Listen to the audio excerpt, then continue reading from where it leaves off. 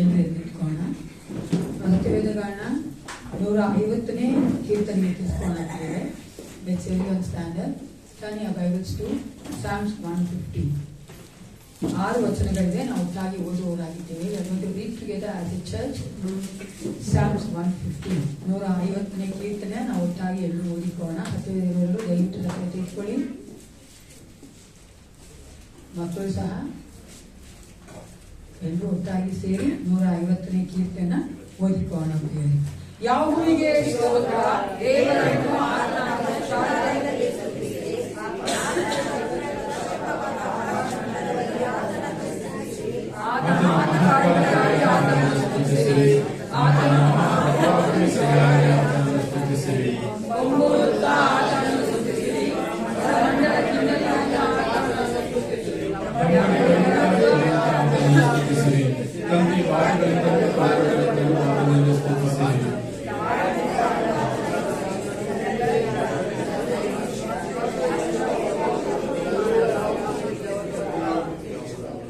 ಶ್ವಾಸವಿರುವುದೆಲ್ಲವೂ ಯೆಹೋವನು ಸ್ತುತಿಸಲಿ.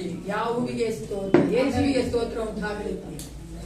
ಯಾಕಂದ್ರೆ ಭೂಮಿ ಆಕಾಶ ಸೃಷ್ಟಿ ಮಾಡಿದ ಏಸಪ್ಪನ್ನೇ ಸೃಷ್ಟಿ ಎಲ್ಲವೂ ಸ್ತೋತ್ರ ಮಾಡಬೇಕಾಗಿದೆ, ಆರಾಧನೆ ಮಾಡಬೇಕಾಗಿದೆ. ಯಾಕಂದ್ರೆ ಆತನೇ ಸರ್ವ ಸೃಷ್ಟಿಕರ್ತನಾಗಿದ್ದಾನೆ.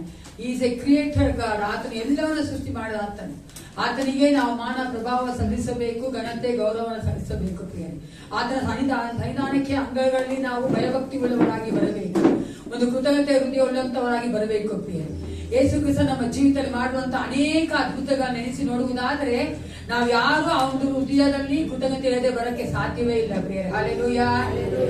ದೇವರು ಅಷ್ಟು ಅಧಿಕವಾಗಿ ನಮ್ಮನ್ನು ನಡೆಸಿದ್ದಾನೆ, ಅದ್ಭುತವಾಗಿ, ಅತಿಶಯವಾಗಿ. ದೇವರು ಕಳೆದ ವಾರವೆಲ್ಲ ನಮ್ಮನ್ನ ಎಷ್ಟು ಚೆನ್ನಾಗಿ ನಡೆಸ್ಕೊಂಡು ಬಂದ. ಪ್ರಿಯರೇ, ನಾವು ಒಬ್ಬಂಟಿಗರಾಗಿದ್ದಾಗ, ನಾವು ಕಣ್ಣೀರಲ್ಲಿದ್ದಾಗ ಆತ ನಮ್ಮೊಟ್ಟಿಗಿದ್ದನು. ಆತನು ಹೇಳ್ತಾ ಇದ್ದಾನೆ, ಭಯಪಡಬೇಡ, ನಾನಿನೊಟ್ಟಿಗಿದ್ದೇನೆ.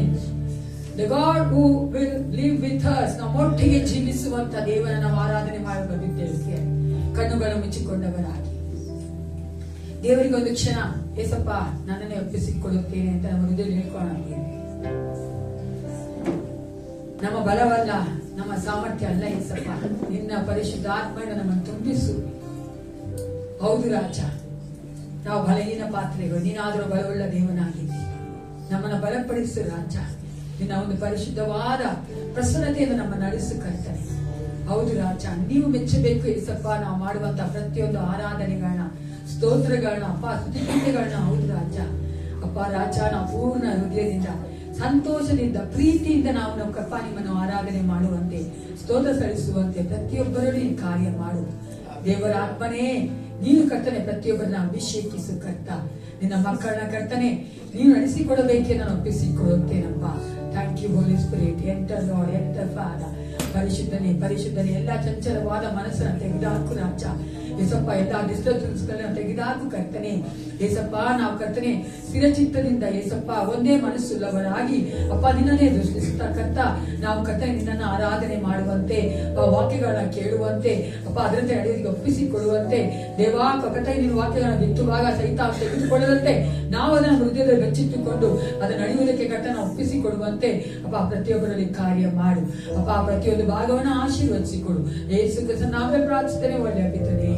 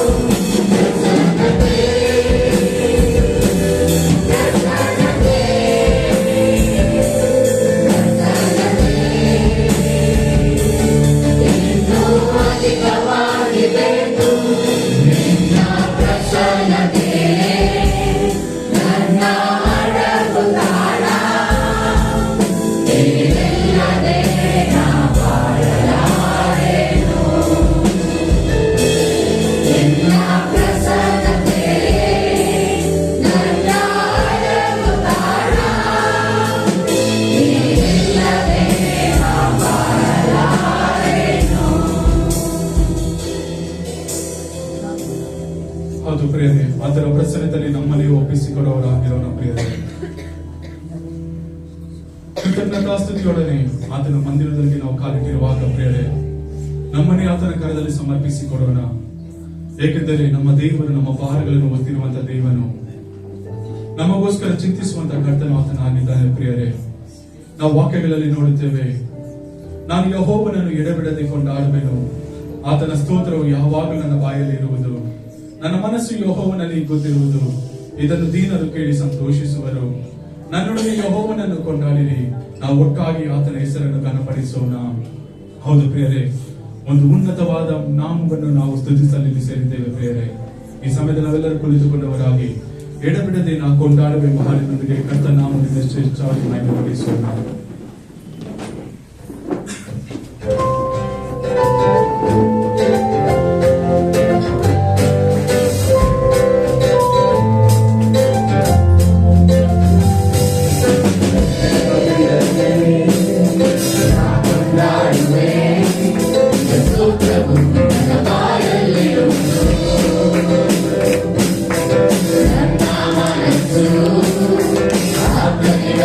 Yeah.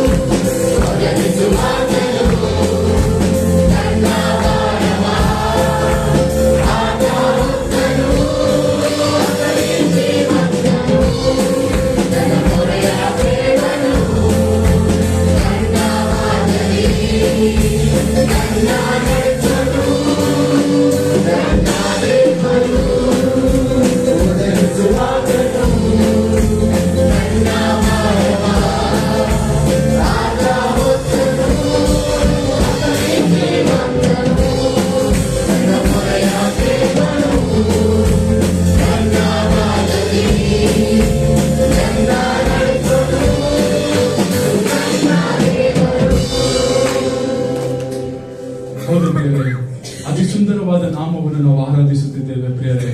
ನಾವು ನೋಡುತ್ತಿರುವಾಗ ನಮ್ಮ ದೇವರು ನಮ್ಮ ಬಗ್ಗೆ ಚಿಂತಿಸುವುದು ಮಾತ್ರವಲ್ಲದೆ ನಮ್ಮನ್ನು ಪ್ರತಿ ಕ್ಷಣವೂ ಕಾಯುವಂತ ಕುರುಬನಾಗಿದ್ದಾನೆ ಪ್ರಿಯರೇ. ಆತನು ಎಬಿನೇಜರ್ನಾಗಿ ನಮ್ಮನ್ನು ಕಾಪಾಡುತ್ತಿರುವಂತಹ ದೇವನು, ಎಲ್ರೋಹಿ ದೇವನಾಗಿ ನಮ್ಮನ್ನು ಯಾವಾಗಲೂ ಕಾಣುತ್ತಿರುವಂತಹ ದೇವನು, ಯೆಹೋವ ಈರೆಯಾಗಿ ನಮ್ಮ ಅಗತ್ಯತೆಗಳನ್ನು ಸಂಧಿಸುತ್ತಿರುವಂತಹ ದೇವನು, ಯೆಹೋವ ನಿಸ್ಸಿಯಾಗಿ ನಮ್ಮ ಪ್ರತಿಯೊಂದು ಬಲಹೀನತೆಯ ಸಮಯದಲ್ಲಿ ಜೀವನ ಕೊಡುತ್ತಿರುವಂತಹ ದೇವನು, ಯೆಹೋವ ರುವ ದೇವನಾಗಿ ಕುರುಬನಾಗಿ ನಮ್ಮನ್ನು ಪ್ರತಿ ಕ್ಷಣವೂ ನಮ್ಮನ್ನು ಕರ ಹಿಡಿದು ನಡೆಸುತ್ತಿರುವಂತಹ ದೇವನು, ಯೆಹೋವ ಶಮ್ಮ ದೇವನಾಗಿ ನಮ್ಮ ಜೊತೆಯಲ್ಲೇ ಜೀವಿಸುತ್ತಿರುವಂತಹ ದೇವನು, ಯೆಹೋವ ಶಾಲೋಮ್ ದೇವನಾಗಿ ಸಮಾಧಾನದ ಕರ್ತನಾಗಿರುವಂತಹ ದೇವನು, ಎಲ್ ಶಡಾಯ್ ಕರ್ತನಾಗಿ ಸರ್ವಶಕ್ತನಾಗಿ ನಮ್ಮ ಜೀವಿತಗಳಲ್ಲಿ ಎಲ್ಲಾ ಕಾರ್ಯಗಳನ್ನು ಆತನೊಬ್ಬನೇ ನೆರವೇರಿಸಿಕೊಳ್ಳುತ್ತಿರುವಂತಹ ಕರ್ತನು ಆತನಾಗಿದ್ದಾನೆ ಪ್ರಿಯರೇ. ಇಂಥ ದೇವರು ಸಾವಿರಗಳ ನಾಮಗಳನ್ನು ಹೊಂದಿದ್ದರೂ ಆತನು ಒಬ್ಬನೇ ದೇವನಾಗಿದ್ದಾನೆ ಪ್ರಿಯರೇ. ಅಂತ ಒಬ್ಬನೇ ದೇವನನ್ನು ಇನ್ನೂ ಹೆಚ್ಚಾಗಿ ಆರಾಧಿಸುವಾಗೆ ಯೆಹೋವ ದೇವರಿಗೆ 1000 ನಾಮಗಳೆಂಬ ಹಾಡಿನೊಂದಿಗೆ ಕರ್ತನ ನಾಮವನ್ನು ಇನ್ನೂ ಹೆಚ್ಚಾಗಿ ಮಹಿಮೆ ಪಡಿಸೋಣ.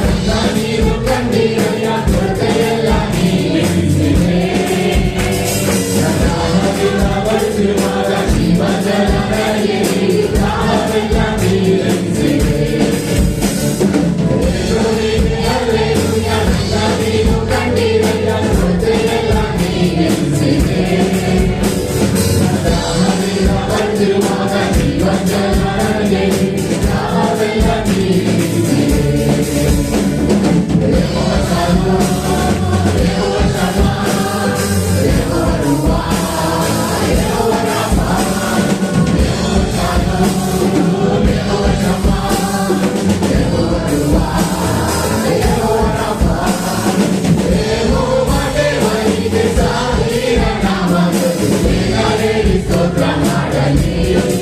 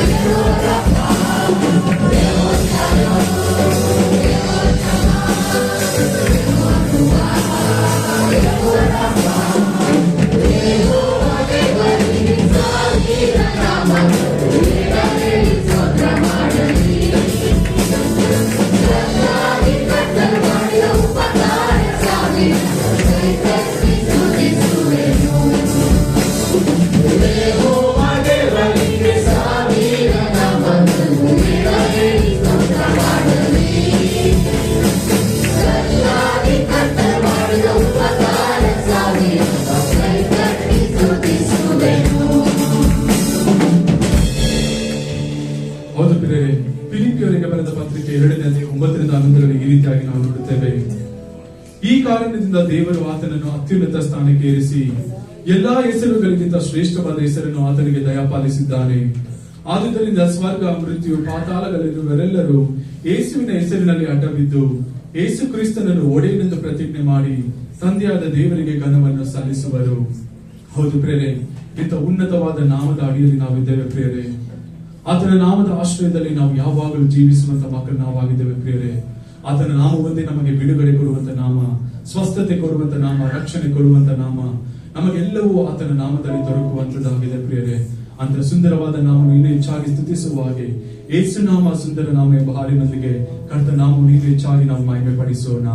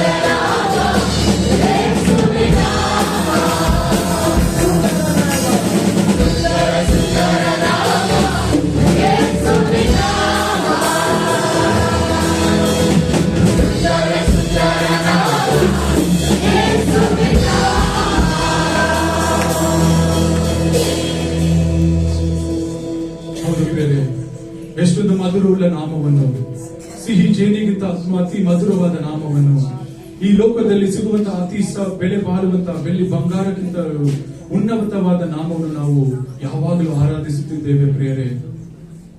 ಆತನಿಗೆ ನಮ್ಮ ಜೀವಮಾನವೆಲ್ಲ ಕಾಲವೆಲ್ಲ ನಾವು ಆತನಿಗೆ ನಾವು ನಮ್ಮನ್ನೇ ಒಪ್ಪಿಸಿಕೊಳ್ಳಬೇಕಾಗಿದೆ ಪ್ರಿಯರೇ. ಎಷ್ಟೊಂದು ಮಹಿಮೆಯುಳ್ಳ ದೇವನು, ಎಷ್ಟೊಂದು ಮಹತ್ವವುಳ್ಳ ದೇವನು ಆತನಾಗಿದ್ದಾನೆ ಪ್ರಿಯರೇ. ನಮ್ಮ ಜೀವಿತವನ್ನು ನಾವು ನೋಡುವುದಾದರೆ ಆತನು ಪ್ರತಿ ಕ್ಷಣವು ನಮಗೆ ಸಹಾಯಕನಾಗಿ ನಮ್ಮನ್ನು ಕರ ಹಿಡಿದು ನಡೆಸುತ್ತಾ ಬಂದಿದ್ದಾನೆ ಪ್ರಿಯರೇ. ನಾವು ನೋಡುತ್ತೇವೆ, ನಮ್ಮ ಉಸಿರಿರುವ ಕಾಲವೆಲ್ಲ ಆತನಿಗೆ ನಾವು ಯಾವಾಗಲೂ ನಮ್ಮನ್ನೇ ನಾವು ಸಮರ್ಪಿಸಿಕೊಡಬೇಕಾಗುತ್ತದೆ ಪ್ರೇರೆ. ಕೀರ್ತನಗಾರನು ಈ ರೀತಿಯಾಗಿ ನುಡಿಯುತ್ತಾನೆ, ನನ್ನ ಬಾಯಲ್ಲಿ ಸ್ತೋತ್ರವಲ್ಲದೆ ಮತ್ತೊಂದಿಲ್ಲ, ದಿನವೆಲ್ಲ ನಿನ್ನ ಘನತೆಯನ್ನು ವರ್ಣಿಸುತ್ತಿರುವೆನು. ಯೆಹೋವನಿಗೆ ಸ್ತೋತ್ರ, ನನ್ನ ಮನವೇ ಯೆಹೋವನನ್ನು ಸ್ತುತಿಸು, ಪ್ರಾಣವಿರುವವರೆಗೂ ಯೆಹೋವನನ್ನು ಸ್ತುತಿಸು, ಜೀವಮಾನದಲ್ಲೆಲ್ಲ ನನ್ನ ದೇವರನ್ನು ಕೊಂಡಾಡುವೆನು. ಹೌದು ಪ್ರಿಯರೇ, ಶೂನ್ಯವಾಗಿದ್ದ ನಮ್ಮ ಜೀವಿತವನ್ನು, ಬಲಹೀನತೆಯಿಂದ ತುಂಬಿದಂತ ನಮ್ಮ ಜೀವಿತವನ್ನು ಆಶೀರ್ವಾದದ ಜೀವಿತವಾಗಿ ಮಾರ್ಪಡಿಸಿದ ದೇವರನ್ನು ನಮ್ಮನ್ನೇ ನಾವು ಈ ಸಮಯದಲ್ಲಿ ಆತನಿಗೆ ಒಪ್ಪಿಸಿಕೊಡೋಣ ಪ್ರಿಯರೇ. ಈ ಸಮಯದಲ್ಲಿ ನಿನ್ನ ಎಷ್ಟು ಸ್ತುತಿಸಿದರೂ ಸಾಲದು ಯೇಸು ಎಂಬ ಹಾಡಿನೊಂದಿಗೆ ಕರ್ತನ ಮಧುರವಾದ ನಾವು ನಿನ್ನೆಚ್ಚಾಗಿ ಆರಾಧಿಸೋಣ ಪ್ರಿಯರೇ.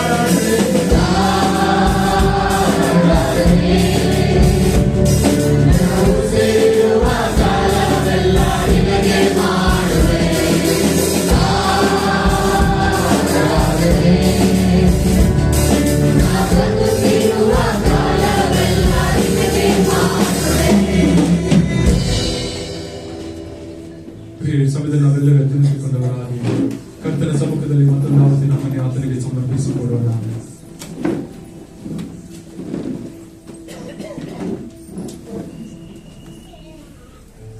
ಸರ್ವದಲ್ಲೂ ಉನ್ನತನಾಗಿರುವಂತಹ ದೇವರನ್ನು ನಾವು ಆರಾಧಿಸುತ್ತಿದ್ದೇವೆ ಪ್ರಿಯರೇ.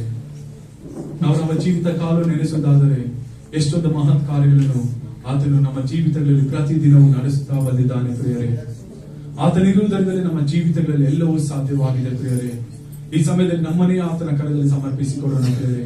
ಒಂದು ಕ್ಷಣ ಕಾಲ ನಮ್ಮ ಬಾಯಿಗಳನ್ನು ತೆರೆದು ಕರ್ತನು ನಮ್ಮ ಜೀವಿತಗಳಲ್ಲಿ ಮಾಡಿದ ಪ್ರತಿಯೊಂದು ಉಪಕಾರಗಳನ್ನು ನೆನೆಸುವ ಹಾಗೆ ಆತನಿಗೆ ನಾವು ನಮ್ಮ ಕೃತಜ್ಞತಾ ಆರಾಧನೆಯನ್ನು ಈ ಸಮಯದಲ್ಲಿ ಸಮರ್ಪಿಸಿಕೊಡೋಣ ಪ್ರಿಯರೇ. ಎಷ್ಟೊಂದು ಉನ್ನತನಾದಂತಹ ದೇವನಾಗಿದ್ದುಕೊಂಡು ಇಂಥ ಪರಿಸ್ಥಿತಿಗಳು ನಮ್ಮನ್ನು ಎದುರಿಸಿದರು ಆತನು ಬಲವಾದ ದೇವನಾಗಿದ್ದುಕೊಂಡು ಎಲ್ಲ ಬಿರುಗಾಳಿಯನ್ನು ಶಾಂತ ಮಾಡಿದ್ದ ದೇವನಾತನಾಗಿದ್ದಾನೆ ಪ್ರಿಯರೇ. ಅಂತ ದೇವನನ್ನು ನಾವು ನಮ್ಮ ಬಾಯಿಗಳನ್ನು ತೆರೆದು ಒಂದು ಕ್ಷಣ ಕಾಲ ಆತನನ್ನು ಆರಾಧಿಸೋಣ ಪ್ರಿಯರೇ. ಓ ಥ್ಯಾಂಕ್ ಯು ಜೀಸಸ್. ಹೌದು ಏಸಯ್ಯ, ಅಪ್ಪ ನೀನೇ ರಾಜಸ್ವಾಮಿ, ಯೋಗ್ಯನು ರಾಜಸ್ವಾಮಿ, ನೀನು ಉನ್ನತನು ಮಹೋನ್ನತನು ಏಸಯ್ಯ. ಅಪ್ಪ ನೀನೇ ಅತಿಶಯ ದೇವನ ಆಲೋಚನಾ ಕರ್ತನು ರಾಜ, ಅತಿ ಶ್ರೇಷ್ಠನಾದಂತ ದೇವನು ರಾಜಸ್ವಾಮಿ. ಅಪ್ಪ ನೀನೇ ರಾಜ, ನಮ್ಮ ಜೀವಿತಗಳಲ್ಲಿ ಎಲ್ಲವೂ ಆಗಿರುವುದಕ್ಕಾಗಿ ನಿನಗೆ ಸ್ತೋತ್ರಗಳನ್ನು ಸಲ್ಲಿಸ್ತೇವೆ ಏಸಯ್ಯ. ನಮ್ಮ ಜೀವಿತದ ಪ್ರತಿ ಕ್ಷಣವೂ ಏಸಯ್ಯ ನಮಗೆ ಮುಂಬಲವಾಗಿ ನಡೆಸ್ತಾ ಬಂದಿರುವುದಕ್ಕಾಗಿ ನಿನಗೆ ಸ್ತೋತ್ರಗಳನ್ನು ಸಲ್ಲಿಸ್ತೇವೆ ಏಸಯ್ಯ. ಅಪ್ಪ ನಮ್ಮ ಜೀವಿತಗಳಲ್ಲಿ ರಾಜಸ್ವಾಮಿ ನೀನೇ ಸರ್ವೋತ್ತಮನಾಗಿರುವುದಕ್ಕಾಗಿ ಏಸಯ್ಯ, ನೀನೇ ಸರ್ವಶಕ್ತನಾಗಿರುವುದಕ್ಕಾಗಿ ನಿನಗೆ ಸ್ತೋತ್ರಗಳನ್ನು ಸಲ್ಲಿಸ್ತೇವೆ ಏಸಯ್ಯ. ಅಪ್ಪ ನೀನೇ ರಾಜಸ್ವಾಮಿ ನಮ್ಮ ಜೀವಿತಗಳನ್ನು ಆಳ್ವಿಕೆ ಮಾಡುತ್ತಿರುವಂತ ದೇವನು ಏಸಯ್ಯ, ನಮ್ಮ ಜೀವಿತಗಳನ್ನು ಕಟ್ಟಿರುವಂತ ದೇವನು ನೀನೇ ಏಸಯ್ಯ.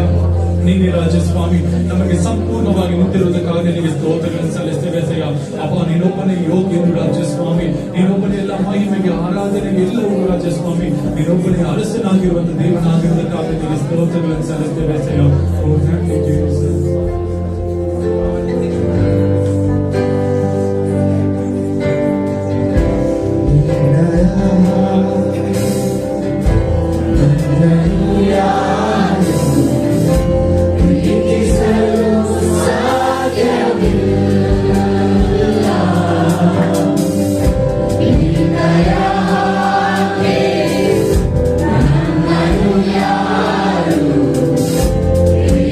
Salud.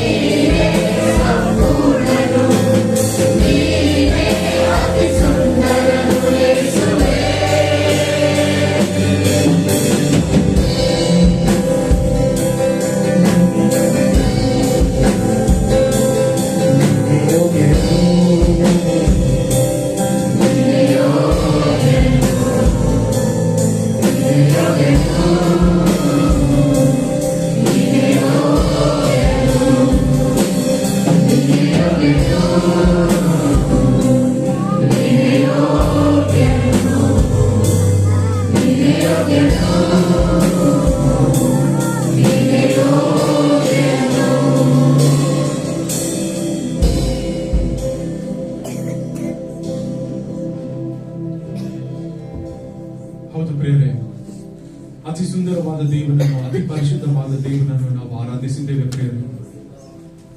ಆತನೇ ನಮ್ಮ ಜೀವಿತಗಳಲ್ಲಿ ಎಲ್ಲವೂ ಆಗಿರುವಂತಹ ದೇವನು, ಸಮಸ್ತವನ್ನು ಆತನ ಕೈಯಲ್ಲಿ ಹಿಡಿದಿರುವಂತಹ ಕರ್ತನು ಆತನಾಗಿದ್ದಾನೆ ಪ್ರಿಯರೇ.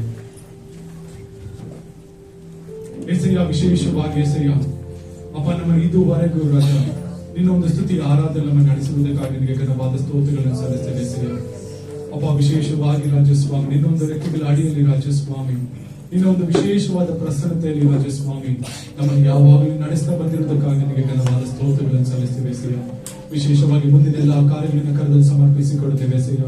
ನೀನೇ ನಮಗೆ ರಾಜ ಒಡೆಯನಾಗಿದ್ದುಕೊಂಡು, ನೀನೇ ನಮಗೆ ಸರ್ವಸ್ವವಾಗಿದ್ದುಕೊಂಡು, ನೀನೆಲ್ಲ ಕಾರ್ಯಗಳಿಂದ ನಾಮದಲ್ಲಿ ನಡೆಸುವುದಕ್ಕಾಗಿ ನಿನಗೆ ಘನವಾದ ಸ್ತೋತ್ರಗಳನ್ನು ಸಲ್ಲಿಸುತ್ತಾ ನಮ್ಮ ಒಡೆಯ ರಕ್ಷಕನಾಗಿರುವ ಯೇಸುವಿನ ನಾಮದಲ್ಲಿ ನಾವು ಬೇಡಿದ್ದೇವೆ ಪ್ರೀತಿಯುಳ್ಳ ಪರಮ ತಂದೆಯೇ. ನಾವು ನಿಂತಿರುವಂತೆ ಮತವೇದಗಳನ್ನ ಮಾರ್ಕನ ಸುವಾರ್ತೆಗೆ ತಿಳಿಸ್ಕೊಂಡೋಗ್ತೀವಿ. 12ನೇ ಅಧ್ಯಾಯ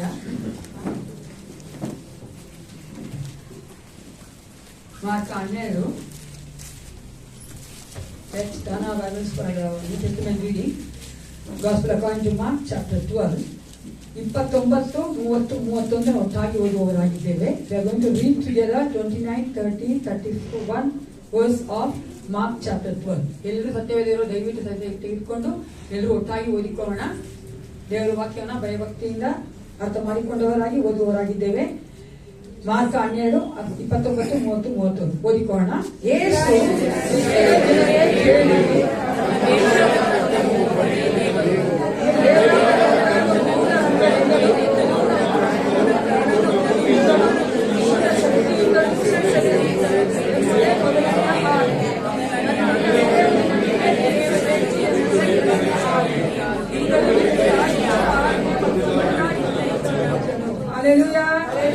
ದೇವರು ಈ ರೀತಿಯಾಗಿ ನಮ್ಮ ಜೀವಿತದಲ್ಲಿ ಕಾರ್ಯ ಮಾಡಿದ್ದೀರಿ. ಎಲ್ಲರೂ ಕೂತ್ಕೊಳ್ಳಿ.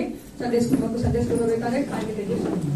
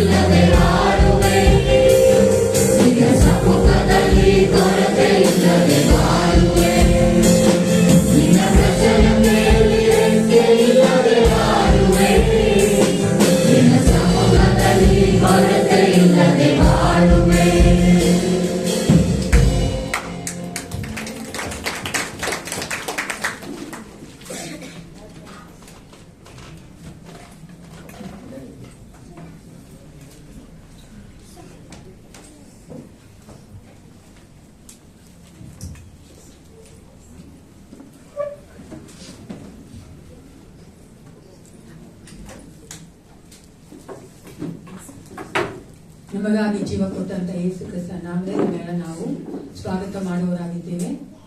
ಹಲ್ಲೆಲೂಯಾ. ಸಂತೋಷವಾಗಿದ್ದೀವಿ. ಯೇಸು ಕ್ರಿಸ್ತನಲ್ಲಿ ನಾವು ಸಂತೋಷವಾಗಿರಬೇಕೆಂದು ದೇವರು ನಮ್ಮನ್ನು ಆರಿಸಿಕೊಂಡು ಆತನಾಗಿದ್ದಾನೆ. ಈ ಒಂದು ಸಮಯದಲ್ಲಿ ಈ ವಾರದಲ್ಲಿ ಜನ್ಮ ಆಚರಿಸ್ಕೊಂತವರು, ಮದುವೆ ದಿನ ಆಚರಿಸ್ಕೊಂತವರು ಇದ್ರೆ ದಯವಿಟ್ಟು ಎದ್ದು ನಿಂತ್ಕೊಳ್ಳಿ, ನಮಗೋಸ್ಕರವಾಗಿ ಪ್ರಾರ್ಥನೆ ಮಾಡ್ತಾರೆ.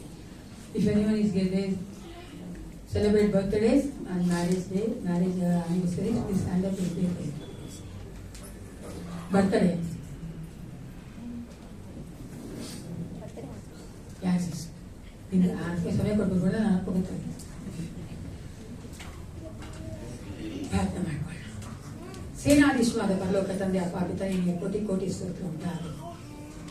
ನಮ್ಮೆಲ್ಲ ಸ್ತುತಿ ಸ್ತೋತ್ರ ಆರಾಧನೆ ನೀನು ಯೋಗ್ಯನಾಗಿದೆ, ಅದಕ್ಕಾಗಿ ಸ್ತೋತ್ರಪ್ಪ. ಒಂದು ವಿಶೇಷ ಸಮಯದಲ್ಲಿ ಕಟ್ಟ ನಮ್ಮ ಭಾಗದಲ್ಲಿ ಕಟ್ಟ ತಲೆಬಾಗಿ ನಿಂತಿರುವಂತಹ ಈ ಮಕ್ಕಳಿಗೆ ಒಪ್ಪಿಸಿಕೊಡುತ್ತೇನೆ. ಇವರ ಜೀವಿತಗಳನ್ನು ಕಟ್ಟಂತ ದೇವ ನೀನು ಹಾಕಿದ್ದೀರ ರಾಜ. ಈ ಮಕ್ಕಳಿಗೆ ಯಾವುದು ಬೇಕು ಯಾವುದು ಬೇಡ ಬಂದಾತ ನೀನು ಆ ಮಕ್ಕಳನ್ನ ಕರ್ತನೆ ಈ ಲೋಕದಲ್ಲಿ ಸೃಷ್ಟಿ ಮಾಡಿ ಮತ್ತೊಂದಾವರ್ತಿ ಕರ್ತನೆ ಹೌದು ರಾಜ ನಿನ್ನ ರಾಜ್ಯದಲ್ಲಿ ಹುಟ್ಟುವಂತೆ, ನಿನ್ನ ಒಂದು ಮಕ್ಕಳಾಗಿ ಮಾರ್ಪಡುವಂತೆ ಸ್ವಲ್ಪ ನಿನ್ನ ಒಂದು ಸನ್ನಿಧಾನಕ್ಕೆ ಕರ್ತನೆ ಕರೆದುಕೊಂಡು ಬಂದಿದ್ದಕ್ಕಾಗಿ ನಿನಗೆ ಸ್ತೋತ್ರ ರಾಜ. ಈ ಮಕ್ಕಳನ್ನ ಆಶೀರ್ವದಿಸು, ಬಲಪಡಿಸು. ಈ ಮಕ್ಕಳ ಎಲ್ಲ ಅಗತ್ಯಗಳ ಬಲ್ಲಾತ ನೀನೊಬ್ಬನೇ ಆಗಿದ್ದಿ ದೇವಾ. ಮಕ್ಕಳು ಹುದ್ದೆಯಲ್ಲಿ ಕರ್ತನೆ ಮಾಡುತ್ತಿರುವಂತಹ ಪ್ರತಿಯೊಂದು ಆಲೋಚನೆಗಳನ್ನ ಪ್ರಾರ್ಥನೆಗಳ ಬಲ್ಲಾತ ನೀನಾಗಿದ್ದಿ ರಾಜ. ಅವರಿಗೆ ಬೇಕಾದಂತ ಎಲ್ಲ ಕರ್ತನೆ ಹೌದು ರಾಜ ಅಗತ್ಯಗಳನ್ನ ಪೂರೈಸಿಕೊಡು. ಅವ್ರು ಮಾಡ್ತಿರುವಂತಹ ಪ್ರಾರ್ಥನೆಗೆ ಉತ್ತರಿಸುವಂತ ದೇವನಾಗಿದ್ದು, ಎಬಿನೇಸರನಾಗಿದ್ದು, ಯಶದಾಯ ಆಗಿದ್ದು ಕರ್ತನೆ ಆ ಮಕ್ಕಳೊಟ್ಟಿಗೆ ಜೀವಿಸಬೇಕೆಂದು ನಾನು ಬೇಡುತ್ತೇನೆ. Thank you Lord Jesus. ಆ ಮಕ್ಕಳ ಕರ್ತನೆ ವಿರುದ್ಧವಾಗಿರುವ ದುಷ್ಟನ ಕಾರ್ಯಗಳು ಯೇಸುವಿನ ನಾಮದಲ್ಲಿ ತೆಗೆದುಹಾಕಲ್ಪಡಲಿ. ನೀನು ಆ ಮಕ್ಕಳ ಕರ್ತನೆ ದೇವನು ರಾಜನು ಒಡೆಯನಾಗಿದ್ದು ನಡೆಸಿಕೊಡಬೇಕೆ ನಾನು ಬೇಡುತ್ತೇನೆ ರಾಜ. ನೀನು ಎಷ್ಟು ಒಳ್ಳೆಯವನಾಗಿದ್ದಿ. ಆ ಮಕ್ಕಳಿಗೆ ಬೇಕಾದ ಆರೋಗ್ಯ ದಯಪಾಲಿಸಿಕೊಡು. ಆ ಮಕ್ಕಳ ಹೋಗೋಣ ಬರೋಣ ಆಶೀರ್ವದಿಸು ಅಪ್ಪ. ನಿನ್ನ ಸನ್ನಿಧಾನದಲ್ಲಿ ಯಾವಾಗಲೂ ಸಂತೋಷವಾಗಿ ಕರ್ತನೆ ಬರುವಂತೆ ಕಾರ್ಯ ಮಾಡು ರಾಜ. ಅದು ಮಾತ್ರವಲ್ಲ ಏಸಪ್ಪ, ಕಬೇಲ ಅವರ ಮಗನಾದ ಕರ್ತನೆ ರಾಜ ಮತ್ತೆ ಜಾನೆಟ್ ಅವರ ಕರ್ತನೆ ಏಸಪ್ಪ ಹೌದು ರಾಜ, ಒಂದು ವೆಡ್ಡಿಂಗ್ ಆನಿವರ್ಸರಿಗೆ ಒಪ್ಪಿಸಿ ಕೊಡುತ್ತೇನೆ. ಆ ಮಕ್ಕಳು ಸಹ ಆಶೀರ್ವದಿಸು. ವಿಶೇಷವಾಗಿ ನಿನ್ನ ಒಂದು ಕರ್ತನೆ ಅಪ್ಪ ರಕ್ಷಣಾ ಮಾರ್ಗಕ್ಕೆ ಬರುವಂತೆ ಅವರೊಟ್ಟಿಗೆ ಮಾತನಾಡಪ್ಪ. ದಂಪತಿಗಳಿಬ್ಬರು ನಿನಗಾಗಿ ಜೀವಿಸುವುದಕ್ಕೆ ಕರ್ತನೆ ಮನಸ್ಸು ಮಾಡುವಂತೆ ಅವರಿಬ್ಬರಲ್ಲೂ ದಾಂಪತ್ಯ ಜೀವಿತದಲ್ಲಿ ನೀನು ಕರ್ತನ ಆಶೀರ್ವಾದವನ್ನು ಕೊಡಬೇಕೆ ನಾನು ಬೇಡುತ್ತೇನೆ. ಅವರಿಬ್ಬರು ಏಸಪ್ಪ ಒಬ್ಬರನ್ನು ಅರ್ಥ ಮಾಡಿಕೊಂಡು ಪ್ರೀತಿಸುವಂತೆ ನೀ ಕಾರ್ಯ ಮಾಡು.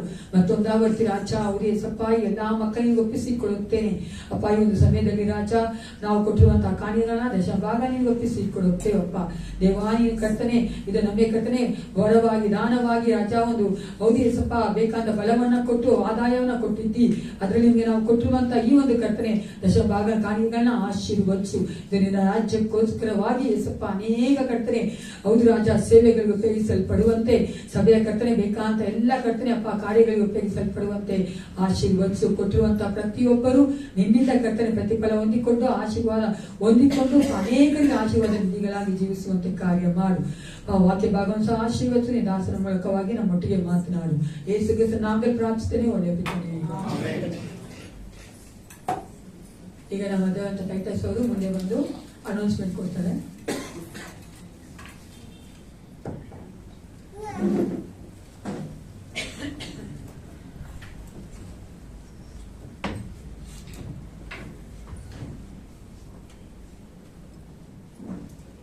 ಈ ವಾರದ ಪ್ರಕಟಣೆಗಳು ಬುಧವಾರ ಸಾಯಂಕಾಲ 6:30ಗೆ ಸಭೆಯಲ್ಲಿ ಪ್ರಾರ್ಥನೆ ಇರುತ್ತದೆ ಮತ್ತು ಶುಕ್ರವಾರ ಸಾಯಂಕಾಲ 7 ಗಂಟೆಗೆ ಸಭೆಯಲ್ಲಿ ಬೈಬಲ್ ಸ್ಟಡಿ ಇರುತ್ತದೆ.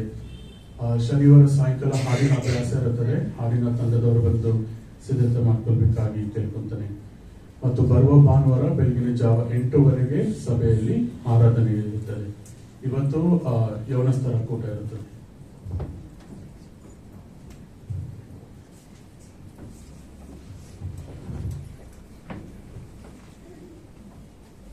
ನಾವೆಲ್ಲರಿಗೂ ಬರ್ತಡೆಗೆ ಮಾಡಿದ್ವಿ. ನನ್ನ ಬರ್ತಡೆ ಮಾಡ್ತೀವಿ ನನಗೆ ಅಲ್ಲೇ ನಮ್ಮ ಸೆಕ್ರೆಟರಿ ಅವರು ಹೇಳ್ತಾ ಇದ್ದಾರೆ, ನಮ್ಮ ಭಾಗ್ಯ ಅವರು ನಾಪಿಸಿದ್ದಾರೆ. ಇನ್ಫ್ಯಾಕ್ಟ್ ಅನ್ಕೊಂಡೆ ನನ್ನ ಬರ್ತಡೆಗೆ ನಾನು ಬೇರೆಯವ್ರಿಗೆ ಹೇಳ್ಬೇಕು ಅಂತ ಯಾವುದೋ ಫ್ಲೋರ್ ಮಾಡಿಬಿಟ್ಟೆ.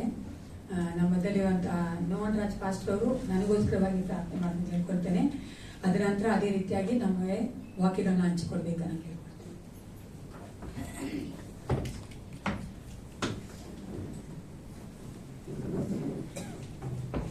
ಪ್ರಾರ್ಥನೆ ಮಾಡೋಣ. ಪ್ರೀತಿ ಸ್ವರೂಪನು ಕೃಪಾ ಸತ್ಯ ಸಂಪೂರ್ಣನೂ ಆಗಿರುವ ನಮ್ಮ ರಕ್ಷಕನಾದ ಯೇಸು ಕ್ರಿಸ್ತನಲ್ಲಿ ನಮ್ಮನ್ನು ಕನಿಕರಿಸಿದ ಪರಲೋಕದ ಪರಿಶುದ್ಧನಾಗಿರುವ ತಂದೆಯಾದ ದೇವರೇ, ಎಷ್ಟೊಂದು ಆನಂದ, ಎಷ್ಟೊಂದು ಸಂತೋಷ. ಯೇಸುವನ್ನ ನಂಬಿರ್ತಕ್ಕಂಥ ನಿನ್ನ ಮಕ್ಕಳಾದಂಥ ನಾವು ನಿನ್ನ ಆಲಯದಲ್ಲಿ ಬಂದು ನಿನ್ನನ್ನು ಕೊಂಡಾಡುವಂಥದ್ದು, ಕೀರ್ತಿಸುವಂಥದ್ದು ನಮ್ಮ ಸೌಭಾಗ್ಯವಾಗಿದೆ ಸ್ವಾಮಿ. ಅದಕ್ಕಾಗಿ ನಾವು ನಿನ್ನನ್ನು ವಂದಿಸುವಂತವರಾಗಿದ್ದೇವೆ.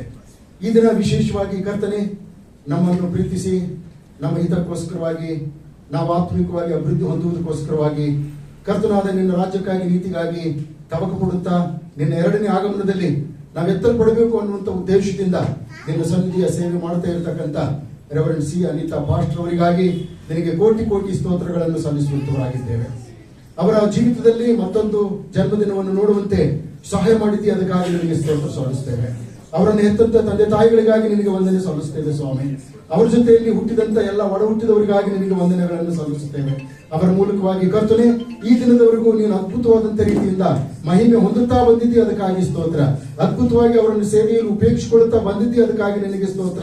ಅನೇಕ ಅಡೆತಡೆಗಳ ಮಧ್ಯದಲ್ಲಿಯೂ, ನೋವುಗಳ ಮಧ್ಯದಲ್ಲಿಯೂ, ಅಸ್ವಸ್ಥತೆಯ ಮಧ್ಯದಲ್ಲಿಯೂ, ಏರುಪೇರುಗಳ ಮಧ್ಯದಲ್ಲಿಯೂ, ಅಂಕುಡೊಂಕುಗಳ ಮಧ್ಯದಲ್ಲಿಯೂ ನಾನು ನಿನ್ನ ಮುಂದೆ ಒಂದು ಬಾಗಿಲನ್ನು ತೆರೆದಿಟ್ಟಿದ್ದೇನೆ, ಅದನ್ನು ಯಾರು ಮುಚ್ಚುವುದಕ್ಕೆ ಸಾಧ್ಯವಿಲ್ಲ ಎಂಬುದಾಗಿ ಹೇಳುತ್ತಾ ನಿನ್ನ ವಾಕ್ಯದ ಮೂಲಕವಾಗಿ ನಿನ್ನ ಕೃಪೆಯ ಅಡಿದಾವರೆಯಲ್ಲಿ ಅವರನ್ನು ಮುನ್ನಡೆಸಿಕೊಂಡು ಬಂದಿದ್ದಕ್ಕಾಗಿ ನಿನಗೆ ವಂದನೆಗಳನ್ನು ಸಲ್ಲಿಸುವಂತವರಾಗಿದ್ದೇವೆ.